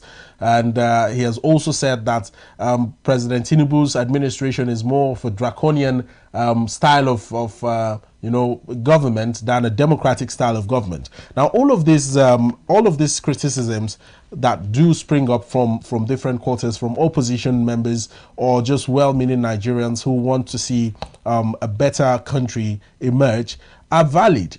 They are valid. But on one hand, on the other hand, the president has always reassured Nigerians that he understands the hardship that the country is currently going through. He understands the hardship businesses, all the challenges businesses are facing, and the policies that he's rolling out, especially with the coming of the new tax reform bill being sent to the National Assembly, the president is only making these moves to ensure that there is more revenue generation in the country. When there is more revenue generation, what drives economies? Revenue. If there is more revenue generation, the economy thrives. More projects more projects will spring up. More huge national projects will spring up. So I'm even surprised that at the time when the bill was sent to the National Assembly, a lot of northern governors kicked against it, and the debate is still ongoing as to whether or not the tax reform bill is going to take effect at the end of the day. But still, coming back to the editors' conference, the media itself also has a lot of role to play in ensuring that the image of Nigeria is protected, the image of the president is protected. Not to say that when the president is erring or when the administration is failing at its duties, the media should keep mute. But we should also, as media practitioners, shun the need for clout, shun the need for seeking for engagement across our media platforms, thereby reporting or over-reporting situations. So at the end of the day, both parties have roles to play. The federal government on its part has its own role to play in ensuring that the dividends of democracy are delivered to the Nigerian people, and the media on its part also has its own role to play in ensuring that it portrays a good image of the nation to Nigerians firstly and the entire world at large. Well, in striking that balance between factual reportage and also the interest that lies at stake when you have some interventions preferred either by the government of the state or at the federal level, does it also become a case of media gargling when you can't report stories because you're hopeful that there will be some income to assuage the cost of running the business to keep it afloat? Now, whilst this is some of the prominent issues in the first few papers we looked at this morning, a majority of them are more concerned with a developing security situation in the northern part of the country. Be it in the northwest, northeast, north central, there have been different forms of insecurity. The new one is now a new terrorist group, a sect known as the Lakurawas, who are terrorizing citizens in Kebbi and Sokoto states. Now, whilst they were largely speculations last week when some pockets of media reported on the story, yesterday, listening to comments made by General Edward Buba, has said that the Defense HQ has now confirmed them as a terrorist group.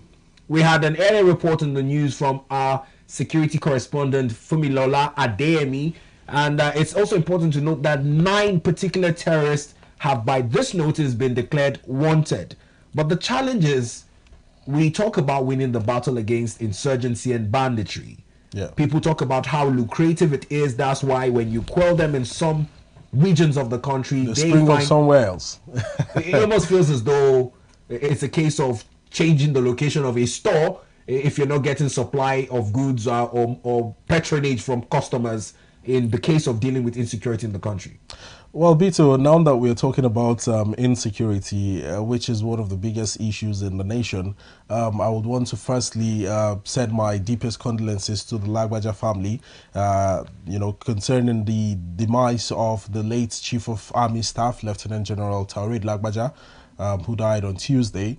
A fine officer, a gallant officer who ensured that the fight against insurgency in the northwest and banditry insurgency in the northeast and banditry in the northwest were top of his priority as Chief of Army Staff. Now, moving away from that to the new terror group in Sokoto and Kebbi. Bito, ever since the inception of Boko Haram in 2009, it has been one insecurity issue to another. And kudos to the Nigerian military, kudos to the army, kudos to the Air Force, and all the other paramilitary sectors of the security apparatus of Nigeria for the constant fight against all of these vices in certain regions of the country. However, I have not seen a complete shutdown of any terror group that has sprung up in this country since 2009. It has never happened. Boko Haram is still thriving, even though we don't hear of excessive attacks here and there, but Boko Haram is still existing in the northeast. The likes of Tuko. Exactly, the likes of Bello Turji in the northwest, carrying out their banditry and kidnapping activities. Bello Turji has consistently, openly threatened the Nigerian populace. He has threatened the Nigerian president. He has called the president's names. And I still wonder, why does Bello Turji still walk the face of the earth? These are questions that the Nigerian military should answer. Is anybody shielding him? These are just people, inexperienced hands with sophisticated armory in bushes or areas where it's not as if they are hiding under the ground. They are on surface level. They can be found. They know where they are. So why are they not being fished out? There are a lot of questions. If you take a look at the Boko Haram situation, if you take a look at the banditry in the northwest, and of course now still in the northwest, there is the Lakurawa springing up in Sokoto and Kebbi. If care is not taken, Bello Turji doesn't have a name for his banditry activities and all. I mean, it's just Bello Turji that we know. But with the coming of the Lakurawas, that already has an established name and has already placed a 150 million naira levy on residents of Sokoto to pay up for them to be able to live there. Villagers paying 150 million naira. Where will they get the money from? If you assess all of these things, we are seeing a trend of how Boko Haram started in Borno State in the northeast in 2009. If care is not taken, if these guys are not squashed on the spot, if this is not stopped immediately, Lakurawas could spread and they could become worse than Boko Haram. And mind you, they are gradually crusading from the northwest towards the north central. Where is Abuja? Abuja is in the central. They are just by the corridors of the nation's capital. And if the Nigerian military or the security forces allow them to gain traction and gain ground, they might spread. And when they spread, they will infiltrate the capital city. When that is done, then that is where there will be a very big issue. Quell them, stop them, ensure that all the activities are stopped right now. And of course, Bello Turji does not deserve to still be living right now. He is a terrorist. Treat him as such. Now, strong calls coming from Chijioke this morning in reaction to news stories. Let's also talk about the position of the federal government with its projections for the economic outlook of the country come 2025. Now, whilst a lot of persons are bemoaning the economic policies and their harsh effects on the cost of living, let's revisit the front page of the Daily Independent as we look at that story again, because we're told that $1 billion is obtainable as investment in Nigeria's energy sectors. Now, earlier reported on the Daily Independent, you'd find the headline, "Ongoing economic reforms have started yielding results," says the federal government. Unlocks $1 billion across energy value chains. Expect 2 major investments by mid-2025. Now, the federal government on Thursday said that the ongoing economic reforms have started yielding results, even as it acknowledged the sacrifices of Nigerians to this effect. Particularly the Minister of Finance and Coordinating Minister of the Economy, Mr. Wale Edun, who stated this while appearing before the Senate Committee on Finance for an interactive session, expressed appreciation for Nigerians. Now, in contrast to what you find as headline on the Daily Independent, on the Nigerian News Direct, whilst the federal government is projecting $1 billion, the editorial headline captures some bemoanments from Nigeria. As it says on the Nigerian News Direct, FG laments $82 billion investments by IOCs in other countries. Who's investors? Now, the challenge is if you're projecting $1 billion in investments by 2025, and at the same time, on the other hand, you're crying over $82 billion that is going to other countries from the international oil companies. The challenge is we've seen oil companies closing shop in Nigeria. There have been merger deals to try and salvage the situation. The federal government is also auctioning some oil wells to see if it can attract investors. I don't know if it is counterproductive to try and project energy sector investments while at the same time what is happening on ground is saying a totally different situation. Well, Bito, I couldn't have said it any better. You have rightly captured the point. With the crisis rocking the energy sector in the country, it's quite surprising to me to see such a projection for next year. I mean, the energy sector in the country is suffering too much blows for such projections to be made within a short span. 2025 is just around the corner. It's barely 2 months, 2025. So what makes the federal government think that $1 billion, okay, here it says that they are unlocking $1 billion across energy value chain and expect 2 major investments by mid-2025. If we're talking about investments, is the Nigerian energy sector suitable enough for investors to come in? That is the question we should be asking ourselves. Considering the stability of the exchange rate, which is not stable at exactly. The exchange rate is not stable. NNPCL has its own cabals that is stopping the progress or growth of any other refinery or any other oil company in Nigeria. The situation between NNPCL and Dangote Refinery, if you take a look at all of these things holistically, investors always assess situations. They don't just blindly jump into countries and start investing. They don't just pump in money into areas where they are not certain of. If you take a look at the hassles that Dangote Refinery has been going through with NNPCL, with local oil marketers who have now dragged Dangote Refinery to court, stating that they would rather import petrol than buy from a local refinery in Nigeria. If you assess all of these things, investors will not want to come into the country and do anything. These issues need to be addressed first. The issue of the oil cabals needs to be addressed first. The issue of Dangote Refinery being its wings being clipped needs to be addressed first. So if we are making projections, we should not also forget the loopholes or the shortfalls that we have on the other hand. Projections are good. Being optimistic about the oil and gas industry is good, or the energy industry is good. However, while making these projections, have you made adequate steps? Have you taken adequate steps to ensure that you water the ground enough and make it attractive enough for investors to troop into the country. Now, and even at the bid of attracting foreign direct investments, more emphasis has been on ensuring that local production is seen to be working, with industries within the Nigerian landscape being able to breathe. Now, the Minister of Finance and Coordinating Minister of the Economy particularly also expressed thanks to Nigerians for their endurance. It may seem as though this endurance run is going to last till mid-2025 in these projections. Now, and if there's respite around the corridors, is also in the concerns that are greeting one of the cardinal projects of the Renewed Hope Mandate, which is the Presidential Compressed Natural Gas Initiative, PCNGI.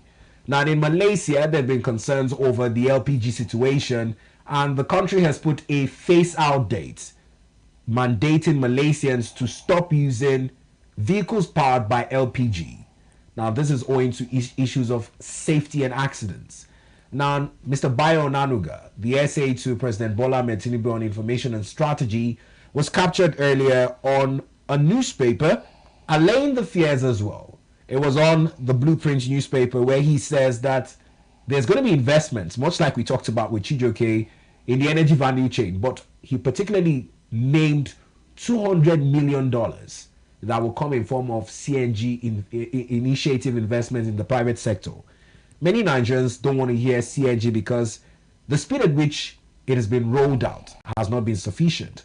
While some Nigerians have been able to convert, a large population are yet to benefit from the initiative. But let's look at that publication on the Blueprint and also look at some of the reassuring statements coming in from the federal government in that regard. On the Blueprint, we earlier saw that headline, CNG initiative unlocked $200 million private sector investments, says presidency. Straplines read, allays safety concerns, says the development in Malaysian LPG related, not CNG. India, China, Iran, Egypt have considerable success. Now, these comments were made on Thursday, and the presidential initiative on CNG vehicles in the said amounts within the last 1 year of $200 million is yielding more investments. Now, Mr. Onanuga says that this was strategically designed to harness the nation's abundant gas resources and to crush transportation costs by about 60%. And at the same time, foster a clean and a healthier environment in terms of Nigeria's energy transitions. He's also clarifying that the Malaysian government's plan to phase out CNG-powered vehicles at the end and end the sales of natural gas by July 2025 is not related to what Nigeria faces. But if Malaysia as a country, in terms of exploring its gas resources, is faulting safety concerns about natural gas, here in Nigeria so far, we can only remember one notable accident which, according to news reports, were said to be a locally fabricated CNG vehicle that went to flames during refueling in a station. Who is to say that some Nigerians in cutting corners would not toe the line of having locally fabricated vehicles? Of course, stakeholders are being invited to contribute into the transition to CNG. The challenges continue to remain with how fast this initiative is coming on board, and if indeed the cost of transportation can be cut by 60% when we look at Malaysia taking the other routes in this conversation. You know, Bito, firstly, on the issue of CNG, it will not be complete without mentioning the hike in petrol price. Because yes, the presidential initiative on CNG is quite a very welcome development. However, the petrol hike, the hike in petrol price is almost like a boomerang that has gone round and is now returning to hit Nigerians in the face. Why did I say so? People can no longer afford petrol the way they used to. And what is the next viable option that even the president himself has called on Nigerians to actively to engage in? CNG conversion. We have seen Dangote trucks carrying cement. Most of them have been converted to CNG. Millions of dollars investments were made by Dangote in converting all of these vehicles or in importing already converted vehicles into the country for the use of his operations in his company. But one thing that I think is demarketing the CNG initiative even more than the safety hazard is actually the time frame in which you have to wait to get the CNG conversion in your car, or to have your car converted to CNG usage. It is demarketing it even more than saying, oh, if you have a CNG car, it could blow up or whatnot. Yes, Malaysia has set a deadline for people to stop using CNG cars in their country. But if you take a look at it, in Malaysia, these CNG cars were not converted. They came as CNG cars. They were produced as CNG cars. They could use petrol. They could use CNG gas. But here we have conversion centers where you'd have to alter the entire structure of the car, place the cylinders in the boots and all of that. Even as little as tricycles have now been converted to CNG usage and all. So all of these things are, in the case of Nigeria, ours is peculiar because these vehicles did not come already converted. We are the ones converting them here. Yes, professionals have been trained, but then also you cannot allude to the fact that there are people who might be experienced or, little experience in the method of conversion of vehicles to CNG who would go behind and do it by themselves. That is what is causing the accidents that people are afraid of. And yes, health experts or safety experts have in recent times called on Nigerians to shun the usage of CNG, to run away from it. It's a huge debate. I, for one, I can't tell you whether or not I am for or against CNG, but I know that on one hand, some people have called out the federal government on its decision to, move Nigerians towards CNG usage, considering the high cost of fuel, and has said that they are risking the lives of Nigerians. And on the other hand, people have lauded the initiative of President Bola Ahmed Tinubu, citing that it is a welcome development because he's trying to ease the lives and livelihood of Nigerians. So what the federal government should be looking at in this critical time is not whether or not CNG is safe, but how effective can the delivery time be. When people have to wait for 4 months, 5 months, 6 months to be able to have their vehicles converted to CNG, that is what discourages people. It is not the safety hazard. Now, it's an interesting conversation with lots of dynamics to it. On the other hand, it is also about the need to transition to a clean energy. Now, Nigeria has several million cubic feet of gas untapped.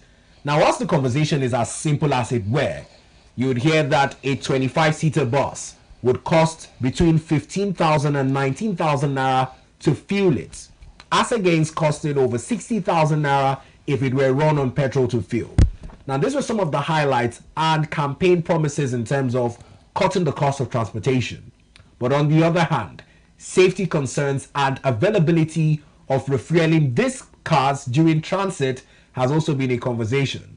The other day, Chijoke, in the FCT, I was having a conversation with a public transporter who's been able to convert his taxi to CNG. Yes. And much like you said, the cylinder is located in the trunk.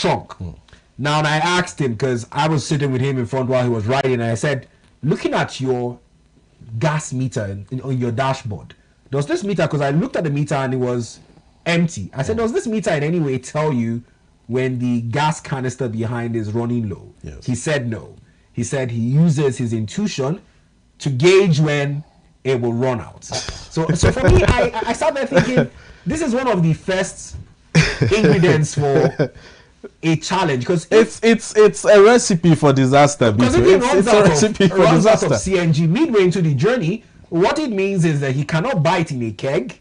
He would have to tow the car back to one of the closest filling stations out in the outskirts of the nation's capital. Now here is something you don't know.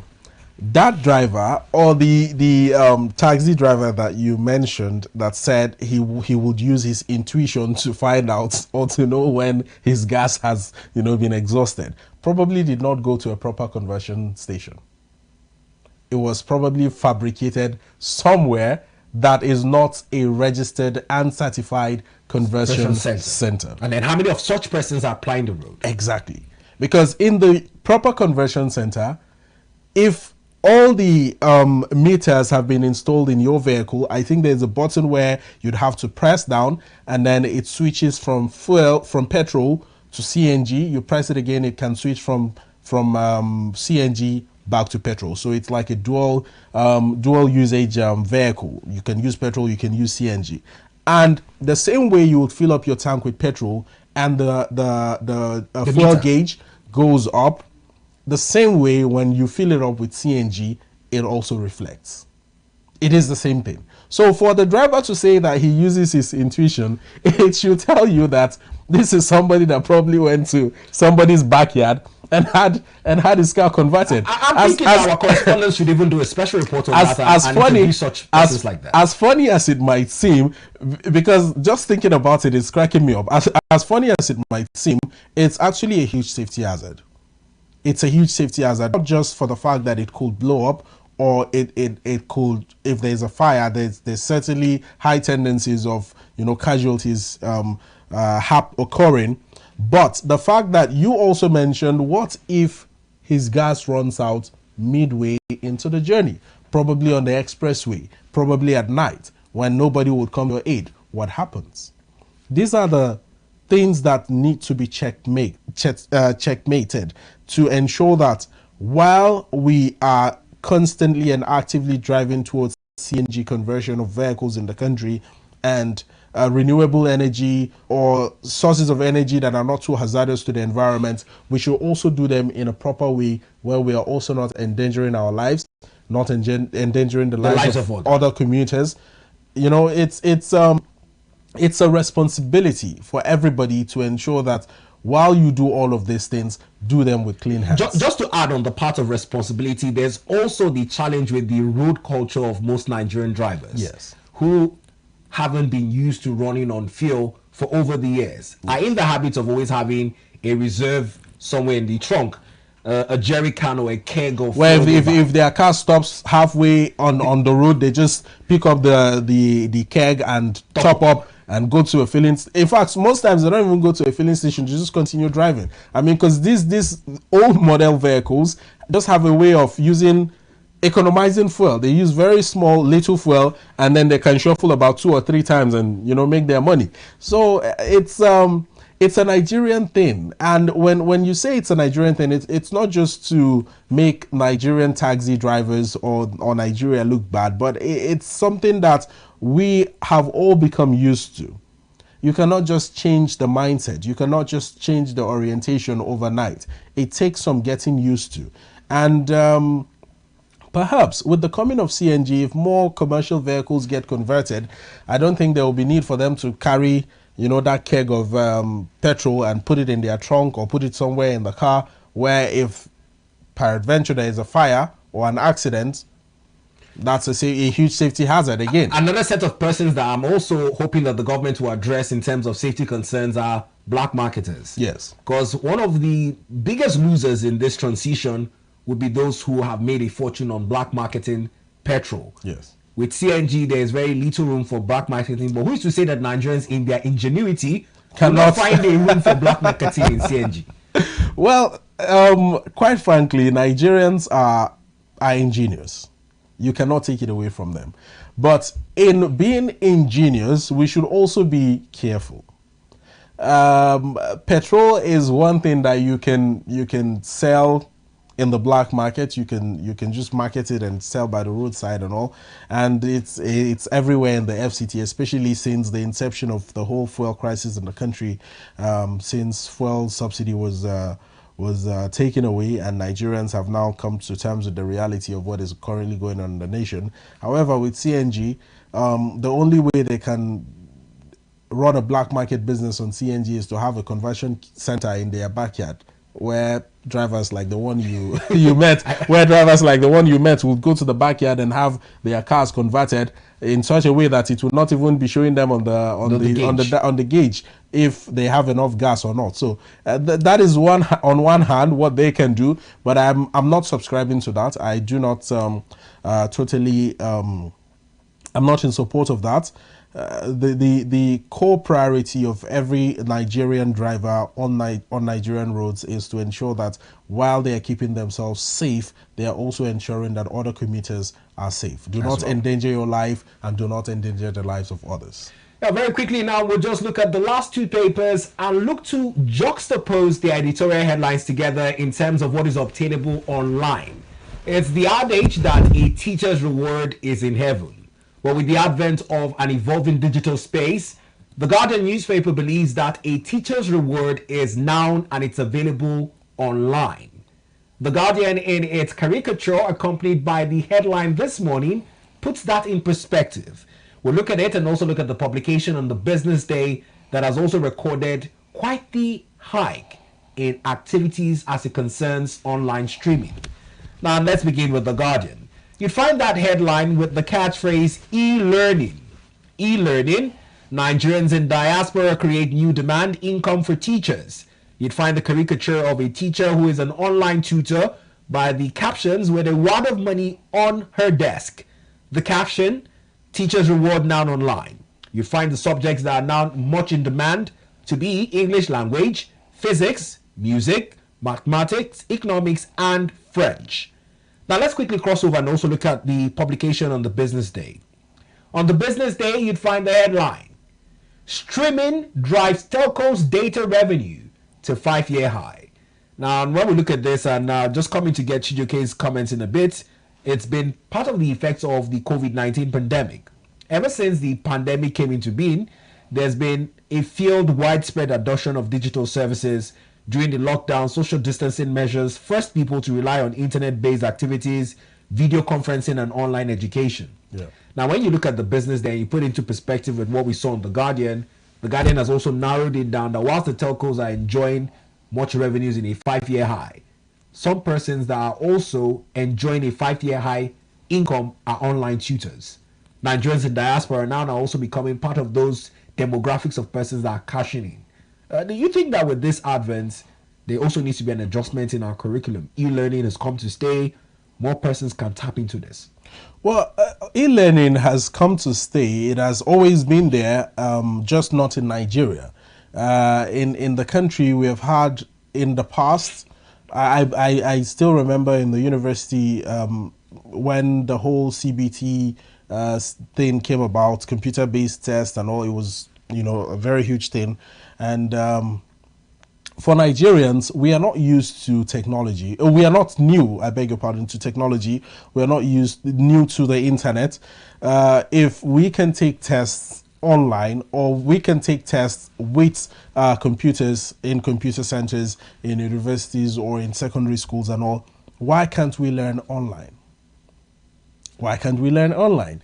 People stay in Nigeria, they get enrolled to universities in the UK, in other parts of the country, or in other parts of the world, and at the end of the duration of the program, they get certified. It doesn't make them any less of a student or any less of a graduate of that institution from the people that were there physically learning.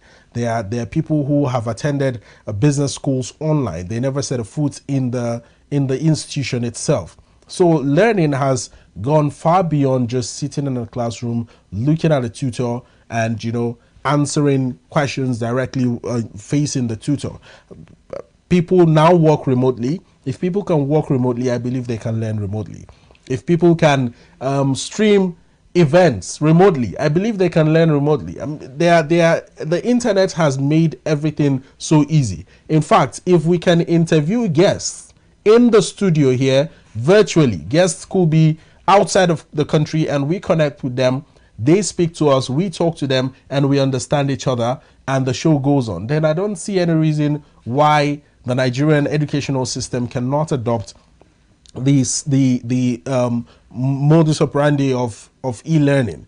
We can and we should start looking towards it. Is it going to cost money? Yes. Is it going to be a Herculean task? Yes. Because of course, computers have to be made available.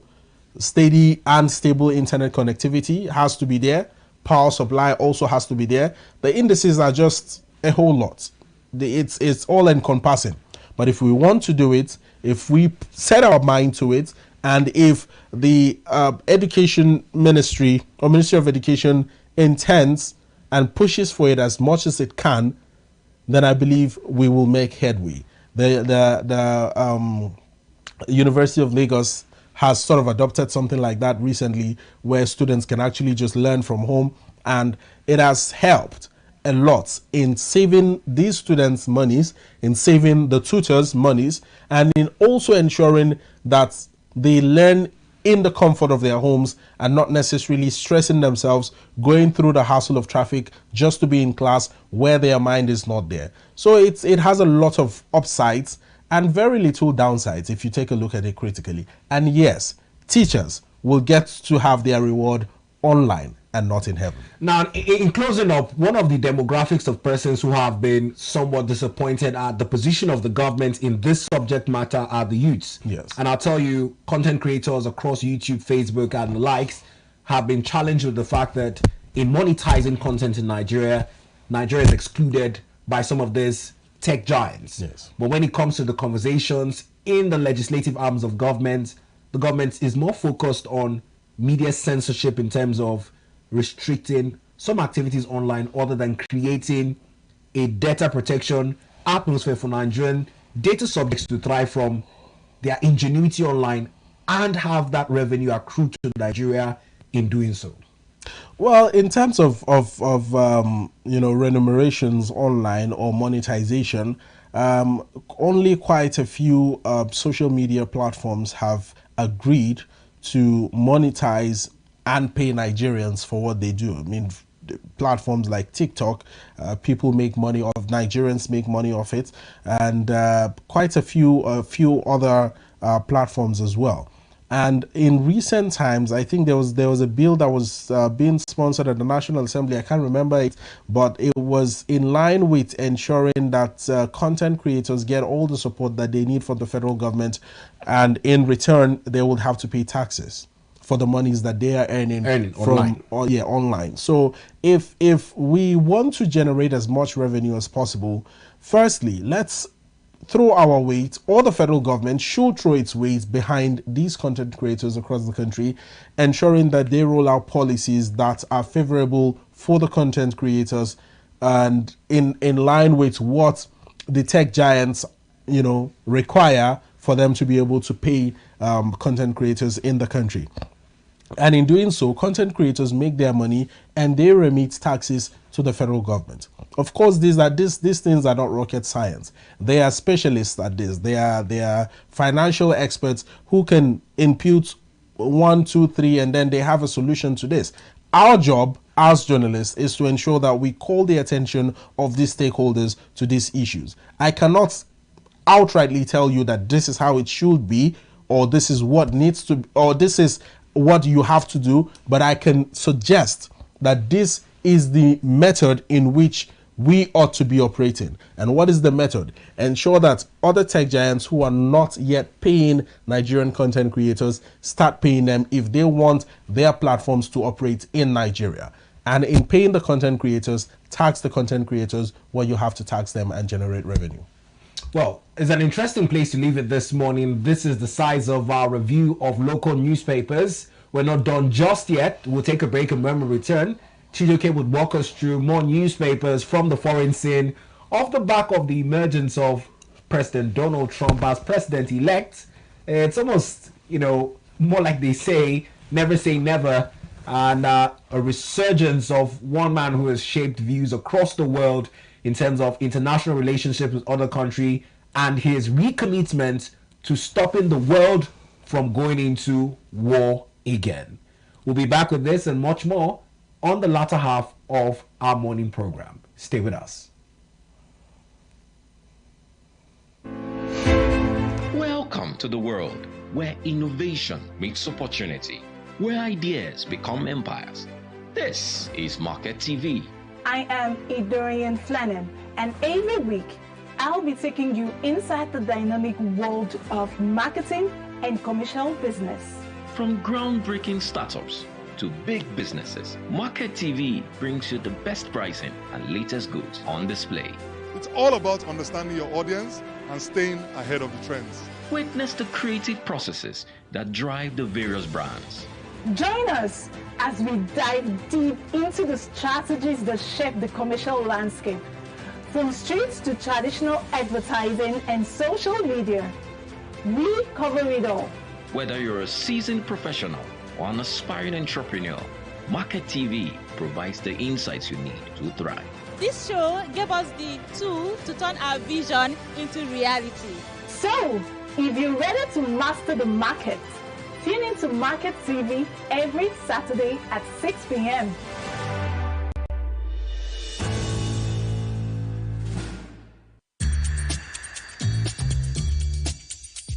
No matter wetin I see, enough fit make mouth heavy to talk am. That's now why people they talk. You know wetin dey worry you, but you no go fit take help yourself. In this kind of situation now, what if they really no talk to una? Wetin be the way forward? They go bury our chairman on Thursday. We go remain here. Make we talk good where we dey see good, and where we know say we not dey see good, make we also dey talk am. No woman, no mother deserve to know the grave of his child. The bank manager, the bank executive, they are the one the government should first face. People They Talk, the show on Monday to Friday by 5 p.m. on top ADBN TV.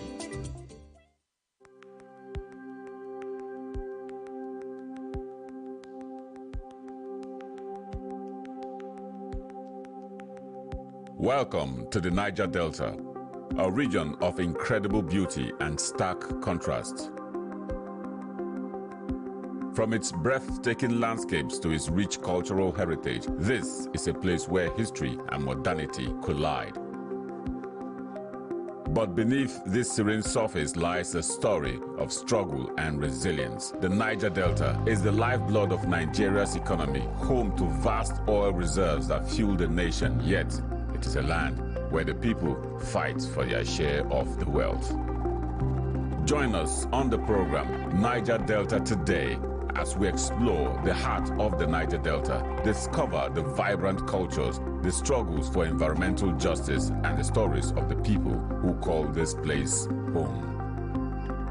This is the Niger Delta, a land of contrast, a story of resilience, a journey of hope. Don't miss our exclusive series, Niger Delta Today, every day at 12 noon, only on ADBN TV. Witness the untold stories, experience the journey, be part of the change.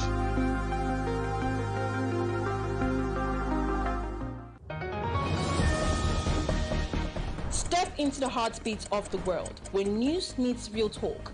From breakthroughs in diplomacy to humanitarian challenges and scientific milestones, Global Digest takes you beyond the headlines and straight to the heart of the matter.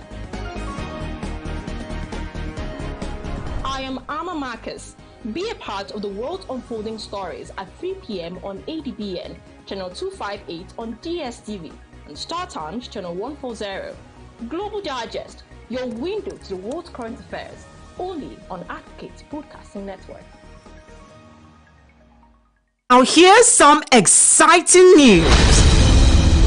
ADBN is everywhere you are. Stay connected with us across all our social media and streaming platforms for exclusive news updates, captivating stories, and more. Join the ADBN community today via our various platforms on Avo TV app, ADBN channel 121, Niger TV app, ADBN TV, Limex World TV app, ADBN TV. To get the latest news straight to your phone, join our WhatsApp channel. Just search for ADBN TV and hit the follow button. Turn on your notification to stay updated and never miss any part of the experience. Stay in the conversation with us across our social media handles on X at ADBN_TV, Instagram at ADBN_TV, Facebook, ADBN TV, YouTube, ADBN TV_NG, and keep visiting our website on www.adbntv.com. Watch us live anytime, anywhere. ADBN TV, a part of you.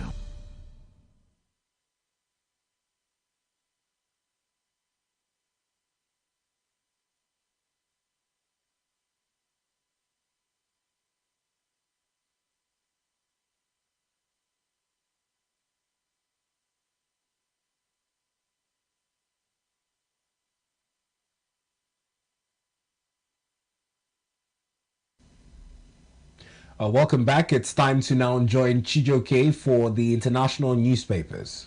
Well, thank you so much, Bito. Let's start off with stories in the UK, where Prince Harry is quite emotional on his family's cancer battle. Now, the Daily Express is the first paper on our lineup for the international newspaper review segment, where I'll be taking you through some of the headline stories as well as feature stories captured on international newspapers and tabloids globally. Now, as the Daily Express greets your screen in just a short while, I will take the headline story, starting off with the phrase or the splash phrase in red: emotional Prince William on his family's cancer battle. It's been the hardest year of my life. Now, the Prince of Wales has admitted this has been the hardest year of his life as he opened up about his wife and father's cancer battles. This is followed by a picture of Prince William on the front page of the Daily Express newspaper. Well, let's move away from the Daily Express and have a look at the Daily Mail as we take a look at more stories, but still starting off with the headline story about Williams's family cancer battle, where his dad has been suffering from cancer and as well as his wife. On the front page of the Daily Mail, emotional Prince speaks candidly about the hardest year in my life after wife and father's cancer battles. William says it's been brutal for us all. Now, away from that, above it, the creepy things Russell Brand did on our dates that I now see as huge red flags. This is a story continued on news page 29 of the Daily Mail, a story by Bryony Gordon. These are the stories you'd find on the front page of the Daily Mail newspaper, and of course a picture of Prince William with Catherine and Princess Charlotte captured here prominently. Let's move away from the Daily Mail and have a look at the Daily Telegraph as we look at other stories in the news. On the front page of the Daily Telegraph, Reeves is driving up prices, warns bank. Reeves is driving up prices, warns bank. Tax and spend budget piles pressure on families while US enjoys market boom. Prominently inserted here is a picture of Nigel Farage, the Reform UK leader, paying a tribute to Baron Trump, saying that the very bright 18-year-old played a big part in his father's US election victory. It has emerged that Donald Trump's youngest son helped introduce the president-elect to influential podcasters and online personalities that helped him attract the bro vote in court. Now, the full report is continued on page 5 of the Daily Telegraph newspaper.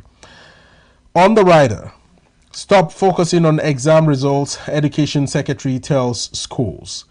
While Rayner builds bridges with US after Trump buffoon insults. Prince William says it has been the hardest year of my life while women threaten sex strike over US results. I'll take that again. Women threaten sex strike over US result. Life of Brian more accurate than Bible. And in business, Trump cannot sack me, says Federal Reserve boss. Now, these are the stories captured on the front page of the Daily Telegraph newspaper. Let's move away from the Daily Telegraph and have a look at other stories making rounds in the news. We'll take a look at the Daily Independent and then the I newspaper before the Guardian following up next. Now, on the Independent, greeting your screen in just a short while. We start off with the picture here, that of the president-elect of the United States, former President Donald Trump and now President-elect Donald Trump, holding his son, or holding the, in a picture with Elon Musk's son, XAEA12, in an election photo with the entire Trump family, well, except Trump's wife, Melania. Now, the X Factor meets America's new first family and Elon Musk. This is the caption on the picture of quite a historic meeting between President-elect Donald Trump and billionaire Elon Musk. Bank of England quotes interest rates for second time this year, but mortgages still set to rise. And headline story on the front page of the Independent, reads, EU leaders tell Trump, stand up to bully Putin. EU leaders tell Trump, stand up to bully Putin. President-elect urged to help Europe ensure Russia does not win in Ukraine as Zelensky rejects suicidal concessions, while Biden tells America to bring down the temperature with a peaceful transition. These are the stories on the front page of The Independent. Now, the I newspaper has stories surrounding Trump's victory in the just concluded U.S. presidential elections. Greeting your screen now is the I newspaper with an exclusive headline story. Trump could threaten to hold back intelligence from UK. Security sources have warned. Trump could threaten to hold back intelligence from UK.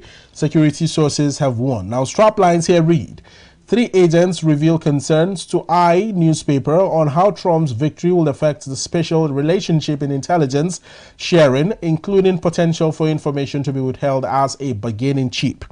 British sources fear inadvertent disclosures of classified information by Trump White House, while new president could select yes men willing to curtail information sharing as a lever if needed to pressure the UK on key policy issues such as Russia-Ukraine war, sources have also warned.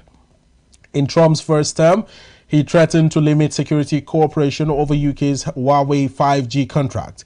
And much hinges on leadership of new US intelligence team and relations with Stammer, sources have said. And Trump's plan for US providers in NHS could scupper UK hopes of trade deal with America. Let's move away from the I newspaper and take a look at The Guardian. On the front page of The Guardian, Biden pledges peaceful transition as Putin congratulates Donald Trump. I'll take the headline story again. Biden pledges peaceful transition as Putin congratulates Donald Trump. Democrats question role of outgoing president as scale of defeat sinks in. Now, Joe Biden has promised a peaceful transition of power and has asked Americans to bring down the temperature yesterday as he sought to defend his legacy in the face of growing resentment from Democratic Party supporters over his role in Donald Trump's election history. Other feature stories captured on the front page of The Guardian.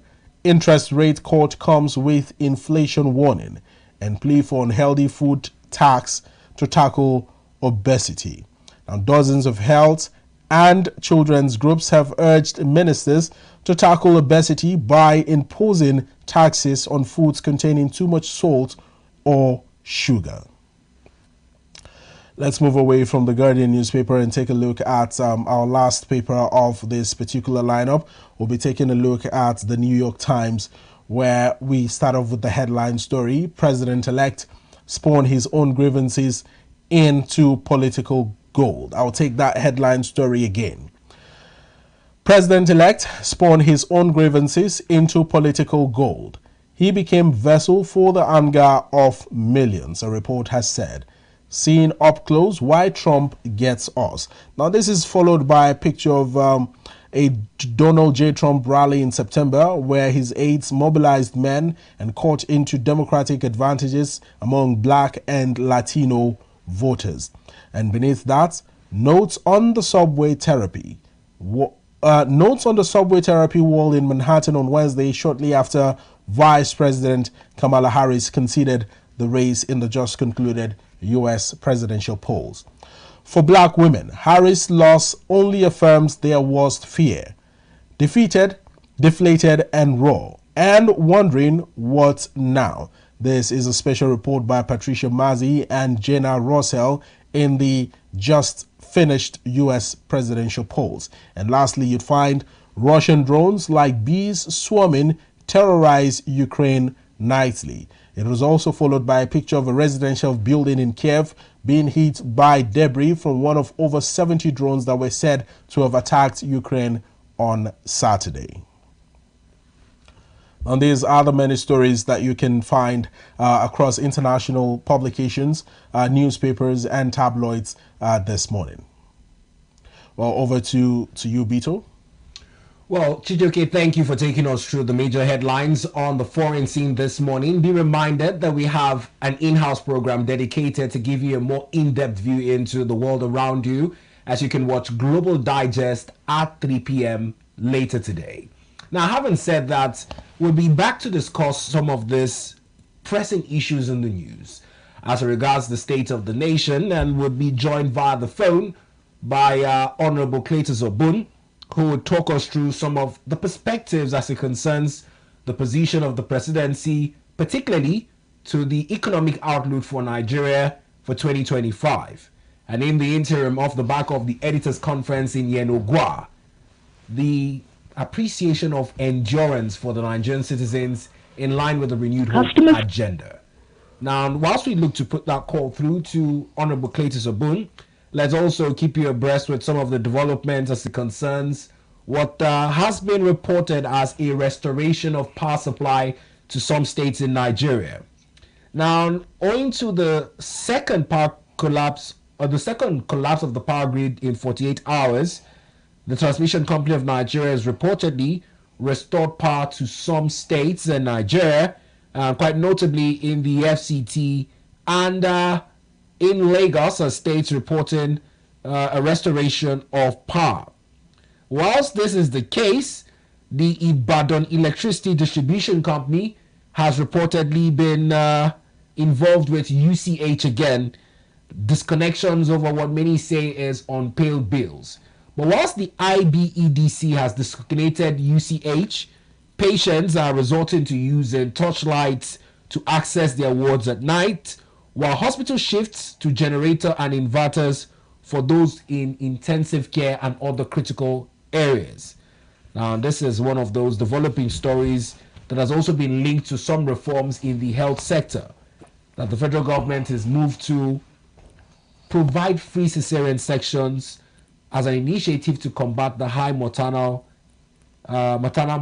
situation in Nigeria. These are some incoming stories that would also form a larger part of our conversation. We'll take a short break, and when we return, we'll attempt to connect to Honorable Cletus Obun as we hope to have this conversation. Stay with us.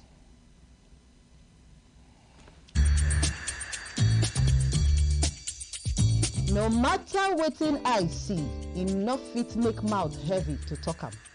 That's now why people dey talk. You know wetin dey worry you, but you no go fit take help yourself. In this kind of situation now, what if they really no talk to una? Wetin be the way forward? They go bury our chairman on Thursday. We go remain here. Make we talk good where we dey see good, and where we know say we no dey see good, make we also dey talk am. No woman, no mother deserve to know the grave of his child.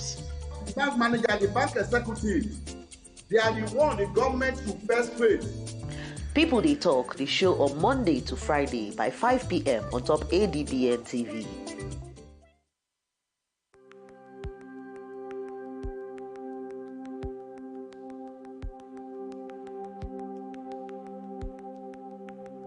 Welcome to the Niger Delta, a region of incredible beauty and stark contrast. From its breathtaking landscapes to its rich cultural heritage, this is a place where history and modernity collide.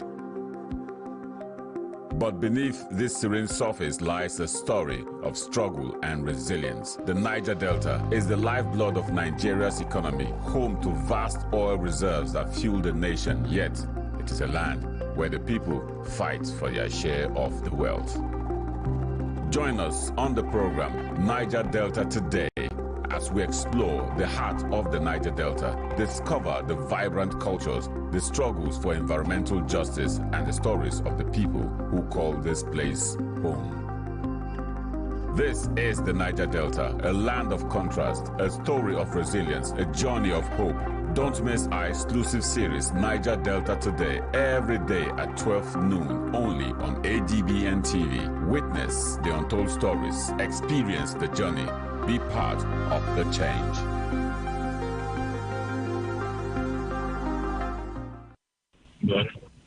Well, thanks for staying with us on the program this morning. Let's attempt to reconnect to Honorable Cletus Obun, who joins us via phone this morning. Hello, Honorable. Good morning to you. Good morning. Yes, and nice to have you on the program. We're looking at some of the developments in the news, and we'll particularly start with the role the media has to play following the editors' conference that held in Yenogwa, where the president has talked about his economic reforms taking Nigeria on track. The media did ask that some interventions be made to help with the cost of running business at this time in the nation. Now, it's important that this intervention many are looking at does not somewhat impede factual reportage of events in the country. How would you assess this development? Well, I agree partially with the president, but put it back to him as the manager of all managers. Every person acting in this government acts on his behalf. That is to say, his appointees. So if there is under-reportage or wrong reportage or inadequate reportage of what he is doing and the reforms he is carrying out, it is because the handlers of and managers of information are underperforming, and he knows what to do. But essentially, the reforms, it is true, are fundamental and definitely very, very painful. But they are necessary at a time like this. It is impossible for us to inherit what we inherited as a country and expect that certain things shouldn't be done. What everybody must salute about this president is his courage not to mind about the consequences, the political consequences of his economic actions. Because in other time in this country, political expediency have often orchestrated all decisions that were taken. The foundation of all decisions was about the next election. But this president has, for the history, taken decisions that can cost him his election, and he doesn't care about that. Therefore, I think he should be commended that he's thinking about the next generation of Nigerians and where Nigeria should be, rather than about his personal survival in politics. To that extent, his economic reforms should be commended, should be supported, and ought to receive greater details in terms of reporting to the populace and the citizens who are bearing the brunt of those decisions. So the reforms are fundamental, they are large, they are far-reaching, they are certainly going to be curative, but as it is now, the pain is simply not bearable, and Nigerians should expect more pains. They should not expect that there will be palliatives can solve the problem. They are just a stopgap. They are temporal. But the fundamental thing to note is that these reforms are going to be more far-reaching and more lasting and more sustainable. Well, Honorable Cletus, in as much as we are talking about reforms and policies that will sort of benefit the Nigerian populace and make the government of President Bola Ahmed Tinubu seem more human to Nigerian citizens, let's also talk about things like media censorship or media gagging. In the just concluded event, calls were made for the federal government to sort of show support to the media via incentives or whatever it is. These support systems were not clearly spelled out. But in a situation like this, how do we create this clear-cut line between supporting the media in their reportage and ensuring that media businesses in the country thrive, and actually doing that in such a way that the media is gagged not to report what might be considered as a shortfall or inadequacy in the government? Now, let me say this. Like the media, like the manufacturers, like the workers, like the private sector, like the informal sector, all need support at this point because the economy is affecting all sectors. But why is the media seen at the foot of the rim? Poor or bad reportage, bad media, and poor media or the absence of media, or the inadequacies of the media, the challenges of the media can affect society, can affect the other three arms of government.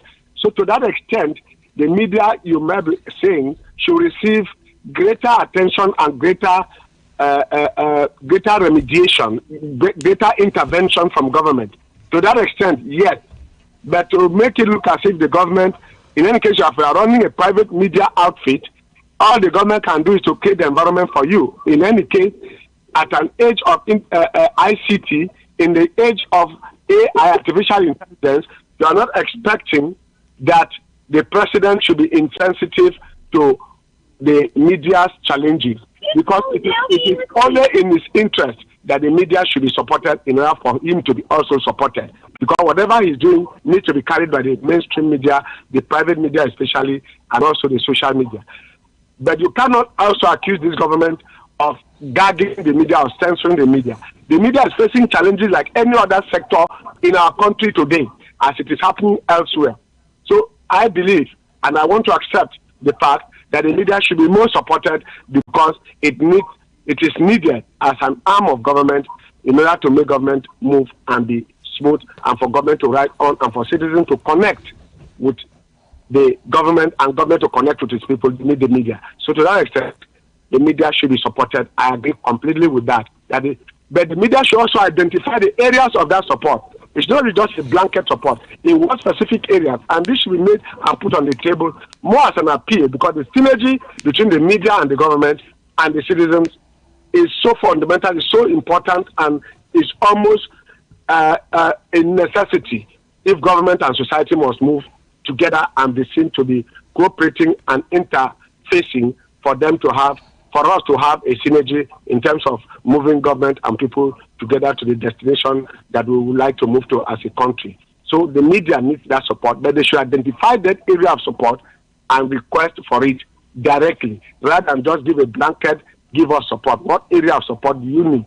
And in that way, the necessary instruments of government and the apparatus of government and departments of government, like the Ministry of Information, the National Orientation Agency, the banks, and other such facilities. Because even the areas of advertising by citizens, if the manufacturers are not having a market, how do they go to do advertisement, which is the mainstay of most of the media houses? If there are no activities in the social realm, how do the media operate and how do they survive? So all these are interchangeable and interrelated. And so the government must look at the area, but the media must help out by being specific about what area they need to operate and the area of assistance that they need from government. Now let's move to some other critical issues in the news. We'll talk about the national grid shortly, but let's talk about the issues with new terrorist groups in the northwest known as the Lukurawas. This is one of the challenging developments that has forced Nigerians to ask, how actively are we really suppressing acts of terrorism in the northern part of the country? What do you make of this development in Kebbi and Sokoto? The resurgence of insurgency with the emergence of this new terrorist group is very worrisome. And I think it is in the Nigerian best interest to take off the way the president took off by aggregating and calling for collaboration with neighboring countries. Because most of what you are seeing, Boko Haram and others were exacerbated and attenuated by the event here. Now again, you are having within the West African sub-region events in Mali, Niger, and Chad, especially after the coup in Chad, bringing out this kind of reaction and this kind of insurgency. It has to be met. And to do that, with modern technology, you must need power. So the constant collapse, the regular and intermittent collapse of the national grid is worrisome. That was the fix. Because even for you to use modern technology, it must be powered by light. And you can't be having power failure and national grid collapse, and every 2 days, every 72 hours, you are hearing of collapse. What is happening in the Northeast, that is also becoming an issue. So for me, the issue of the new group that is coming out, I am sure that their cells have not yet been sufficiently spread, because what happened is starting point. It's not the meat in the box. Coming at a time when we just lost the chief of army staff and the new one, this is the new chief of army staff and his the chief of defense staff and indeed the security agencies and apparatus must take its focus to that area. Because being in the desert, Sahel Savannah, we shouldn't be having much crisis. One, the desert shouldn't be a major crisis in an age of drones, in an age of technology. We shouldn't be, if we need to get help and get the equipment, we have the money, and I think we have also the men. Our military is one of the best in the world. And I think that if they are properly funded and properly equipped, these two can be After all, from Boko Haram, we're not dealing with banditry. Now that this one is still just coming out, I think they can nip it in the bud, and we need to put up our ante and get our military and the security apparatus in this country. The NSA and others should put on their thinking caps and move into Kebbi and Sokoto, cage them there, first of all, ensure that there is no spread. Because like a cancer, if it spreads up to other states in the northwest, then you are sure that it will start descending, coming down to the north central where you have the capital, and then of course the other parts of the country. I think this can be new. Honorable Obun, if you remember, some couple of months ago, the President Bola Ahmed Tinubu had asked all the service chiefs to move to the northwest. I think it was Sokoto in particular, or Katsina. It was Sokoto, yes. And he had also asked the Minister of State for Defense, Bello Matawalle, to move alongside them and ensure that they quell the banditry and kidnapping and all the insurgency in the northwestern part of the country. A couple of months down the line, these activities continue to happen in this region. And yet again, we have a new group springing up, calling themselves the Lakurawas, who have imposed a 150 million naira levy on dwellers of communities in Sokoto, that they have to pay these levies for them to be able to live in the communities, for them to be able to farm in the communities. Don't you think that perhaps some sort of action needs to be taken in terms of who our service chiefs are and what Bello Matawalle is doing as Minister of State for Defense, and what the Minister of Defense himself, Mohammed Idris, is doing in ensuring that they quell insurgency and banditry? Are they doing enough in the country? Doing enough is a measure of the level of peace you enjoy. As long as this crisis came, you cannot be talking about doing well. So far, if you remember, when Matawalle relocated to Sokoto, you remember his governor was trying to distract him with some domestic crisis. But he was able to focus on that. This is, of course, you should know that terrorism all over the world, is a daily occurrence. It is not a stopgap thing. It's not something that happens once and then disappears. It is cancerous. It spreads things up from time to time. And of course, we should know that this intermittent resurgency of an introduction of new groups is only the last ticks, of a dying group. So the regrouping that is going on now is something to worry about, for which the defense and the security agencies must come out with a strategy, not to stem this one, but to wipe it out thoroughly. You can see already that in the northeast, it has been sufficiently tamed and reduced to some minimum level. You cannot say it has been eradicated, but we are no longer hearing the carrying of flags and the capturing of areas. This one now is a new one, and I'm very sure that our military and our security, and especially the president, will now pay attention to it, name very well the consequences it will have on our polity and on our people in those areas. For instance, talking about the imposition, what that means is that it's a signal that there will be food crisis, because farmers can no longer go to farm. It also means that even what they are planting, they cannot even harvest. So that is already minus 10-20% of the food that comes from the northwest, especially from those two states. So we are going to get a situation in which the president must have to give marching orders and move the war theater back there, move family, and take out this particular group that is just emerging. Because if you know the way and modus operandi of this type of groups, they are never at any time coming as it's an asymmetrical warfare. They are not coming together as already a formed group. They are only trying to form cells. Coming from outside, what that means is you must cut them off from the borders and ensure that the security in that area is tightened up, and then you take on those who have entered the country, while cooperating with those countries from where they are migrating from, so that the contagious effect of what is happening in neighboring countries cannot exacerbate our own already tense situation within the national territory of Nigeria. I am confident that our security forces are going to handle that, and I will be happy to see them come out of this very fast.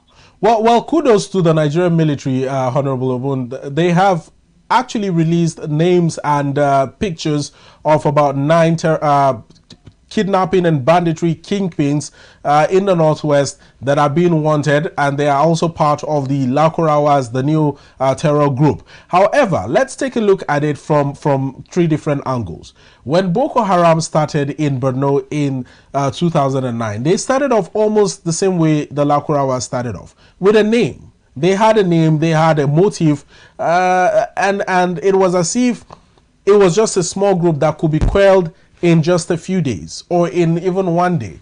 But now they have spread, and more than 15 years down the line, we are still grappling with the issue of Boko Haram in certain parts of Borno State. In the case of Bello Turji came on board, and his group didn't have a name. We only knew Bello Turji and his gang of bandits. But with the coming of the Lakurawas, they seem to be more organized. They seem to have more backing of forces that we cannot see and we do not know. Don't you think this calls for some sort of state of emergency in places like Sokoto or Niger, or Kebbi, I beg your pardon, or even the entire Northwest? Are we playing with fire? And should we really be playing with fire in this sense? I am not sure that it is correct to read the present situation as playing with fire, because if the president can order the Minister of State to move into the Northwest, to stay in Sokoto in order to face this, and as he was about getting it done, this group emerges, it doesn't in any way show that we are playing with fire. Remember, even Buhari, when he first came in, he moved the war theater. He moved the theater to Maiduguri. And I'm sure this is what this president has done by asking the Minister of State to move them. Maybe, and I know this will happen very soon and very shortly, because it needs swift reaction immediately to stem this. It is just to increase the forces on ground in that place and bring in more equipment and more men to take on. Because, like I said, the area is not as large, and the war is not a conventional war. So for that reason, you are going to have it be prolonged and protected.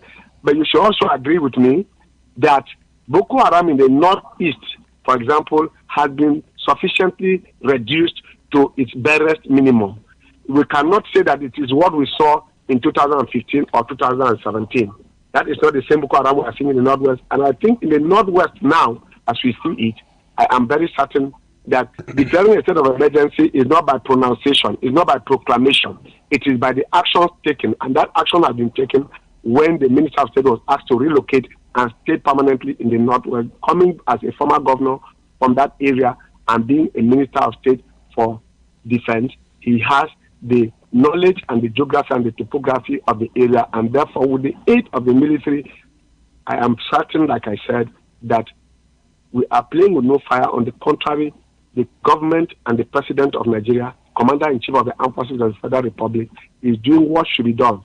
All we need now is to add more men and encourage him with information, especially from the natives, and then a synergy between the armed forces, Air Force, Navy, and, of course, the different units within the army must have to synergize in a manner that aerial battles should be supported by ground battles, and ground battles should be supported by aerial battles. Information and intelligence must be exchanged between the DSS and the military intelligence and defense intelligence. We have all this coming together, should be able to make that this move, and Turji and his gang and those who are joining him now to be taken out in no time, because I am very certain, like I said, that in the Sahel Savannah, we shouldn't have difficulties taking those people out in no time. And I think our military is equal to the task. Now, Honorable Boone, in closing, we have just a little less than 10 minutes to wrap up on this conversation. Let's talk about the National Power Grid. If you would recall, last month, to be specific, on the 19th of September, here in Abuja, in Gwagwalada, the Minister of Power, Chief Adebara Delabu, told Nigerians that a $56 million SCADA monitoring system had been put in place to monitor the performance of the National Power Grid. But quite sadly, just a few weeks down the line, the power grid has collapsed more than 3 times in the space of 1 week. The challenge now is Nigerians are demanding accountability in the expenditure of governments to provide Nigerians with adequate social amenities, especially when it comes to electricity. Care to make any comments on this $56 million SCADA monitoring system and what you think of the epileptic nature of our power grid? I think people get away with too much in this country. And that is why when the cabinet reshuffle took place, a measure of the performance of any government official of Paratata should not be by patronage. It should be by performance. If power grid is an issue elsewhere in other civilized places or more tame places, people like that should resign. They shouldn't wait to be fired. Should Nigerians go on strike before a minister who is not performing should be taken out? Why should we still be discussing light from 1980 to 2024? From the 19th century to the 20th century to the 21st century, we are still discussing light in Nigeria 60 years on. And our neighbors here, we have 3 or 4 forms of getting power in Nigeria. Solar is the latest discovery. Why are we not doing this? What is happening to gas? What's happening to wind? In northern Nigeria, out of 12 months in a year, 8 months of the year is sunny. Why can't we tap from that? Why is that becoming a problem? I think that some people are deliberately sabotaging our quest for power attainment in Nigeria, stable light in Nigeria, stable power supply in Nigeria, and any person who cannot perform should not be. And I have made the point elsewhere that anybody who, no government official, especially in the Ministry of Power, should be allowed to get generator. So that they'll go through what Nigerians are going through. Because if that happens, they will fix this right. And that should be a qualification for you to even be a minister. How many generators do you have in your house? If you are using generator, you are not qualified to be a minister of power. If your children are schooling outside Nigeria, you are not qualified to be a minister of education. Those are the criteria we should use, and Nigerians should be able to ask accountability about how much we have spent and not getting results. It's about your conduct. It's about your conduct. How do you behave? How do you live your life? Do you live a life as one of us, or you live like a refugee, a migrant, who will soon go back to where he's coming from, to his comfort zone, or lives in a cocoon where he doesn't feel the impact of what others are feeling across the country? That is what we should be using to appoint people into offices. Look at what Zulum is doing in Borno State. Look at what Ashwaju did in Lagos and tried to bring the independent power plant that Obasanjo stopped. If they had put that in Lagos today, we won't be discussing what we're doing. But look at what Professor Batnabi has done with Abia State. We are now getting their steady life without talking to anybody. Now that they have decentralized power, what are the states still waiting for? And doing national grid. What are you doing with national grid at this stage of our existence? Now, once one line is gone, the whole country is thrown into darkness in the name of national grid. Where do you find that? Honorable Cletus, the Minister of Power has said that the collapse in the power grid can be attributed to 2 things. One, vandalism, which begs to, I honestly don't think vandalism is the cause for that, but I want you to react to it. And then secondly, he said that lack of maintenance of the power grid is also the cause of these constant collapses. Do you think that vandalism of any sort is the cause of this continuous problem that Nigerians grapple with every now and then? I do. In the first place, to attribute it to those 2 values to admit inefficiency. It's to admit lack of performance by the minister. He's admitting that he's incompetent. What do you mean by vandalism? It means there is no monitoring. Is that not what happened to the rail line from Abuja to Kaduna? Now that the security apparatus have been put in place, are you still hearing the vandalism and the kidnapping of people inside trains?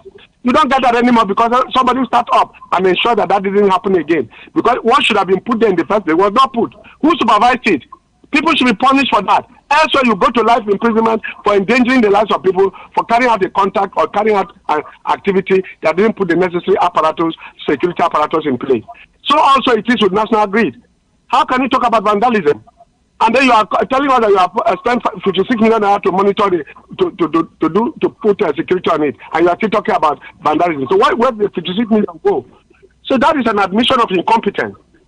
So to that extent, like I said, the honorable thing to do is to say, I cannot perform this duty, and you get out of the place and let somebody who is serious get to perform for Nigerians. So I am not going to accept the fact that I attributed to 2 things, and that is vandalism and lack of maintenance. Who should maintain the place? Who should maintain the place? Is there no budget for maintenance? So what is the budget doing? Are there no releases? We should look at all this. What is the oversight function of the National Assembly? Have they found out that the people who were given money to maintain and they couldn't maintain? We're in this country where somebody collected $300 million to fix roads and fix no road, and he walked away with the money. And when somebody asked him, he was threatened with death, assassination, for asking the question where the $300 million went to for eastern roads in eastern Nigeria.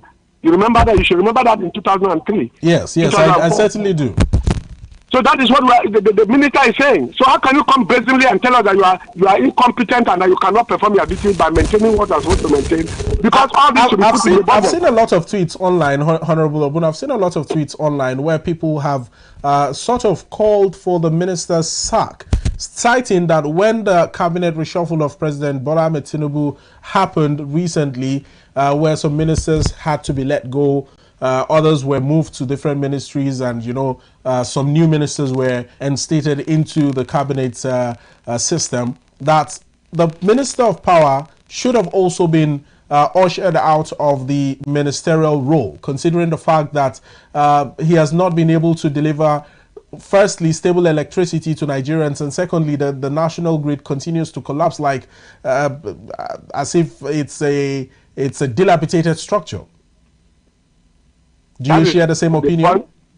I have made that point here. I said he should resign. If they are not sacking him, he should resign and say, I cannot fix this. Is it compulsory? Is it mandatory for him to remain in office, having seen that he made a promise only how many days ago, and then now we are having this collapse and saying that he has spent this amount and this is happening? Must he stay there, and must the president continue to patronize such people? Shouldn't they be punished? Is there no punishment? Is it not bad enough that we cannot punish them and still keep them in office? We keep seeing this type of patronage and patronizing attitude. I see some people are indispensable. What is Badinaji do in Abia State that you cannot bring him back here to say, come and assist us, fix the national grid, and put him on a task force and give him marching orders and declare a state of emergency on power? And bring people like that. There are several of them here. Some are outside the country. Bring them in here and put them on that place within the next 6 months and see whether the power will not stabilize. And make them also help other states to generate their own power as a deal. And there's a law now that backs that up. Why are we not doing that? Putting a national task force to say assist the states to get their powers. In Cross River State, we have more than 4 waterfalls.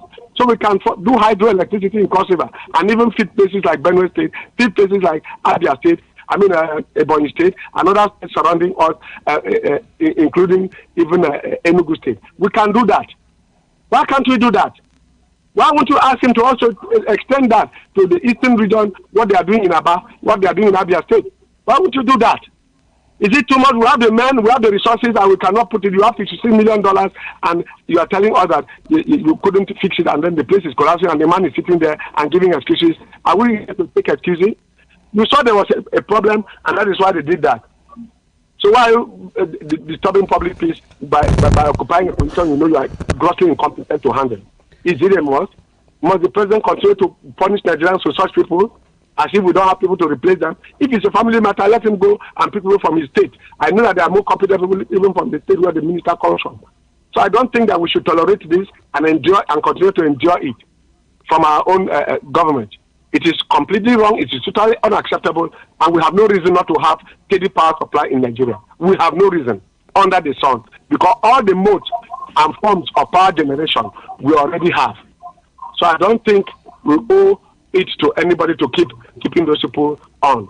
It is completely and totally wrong.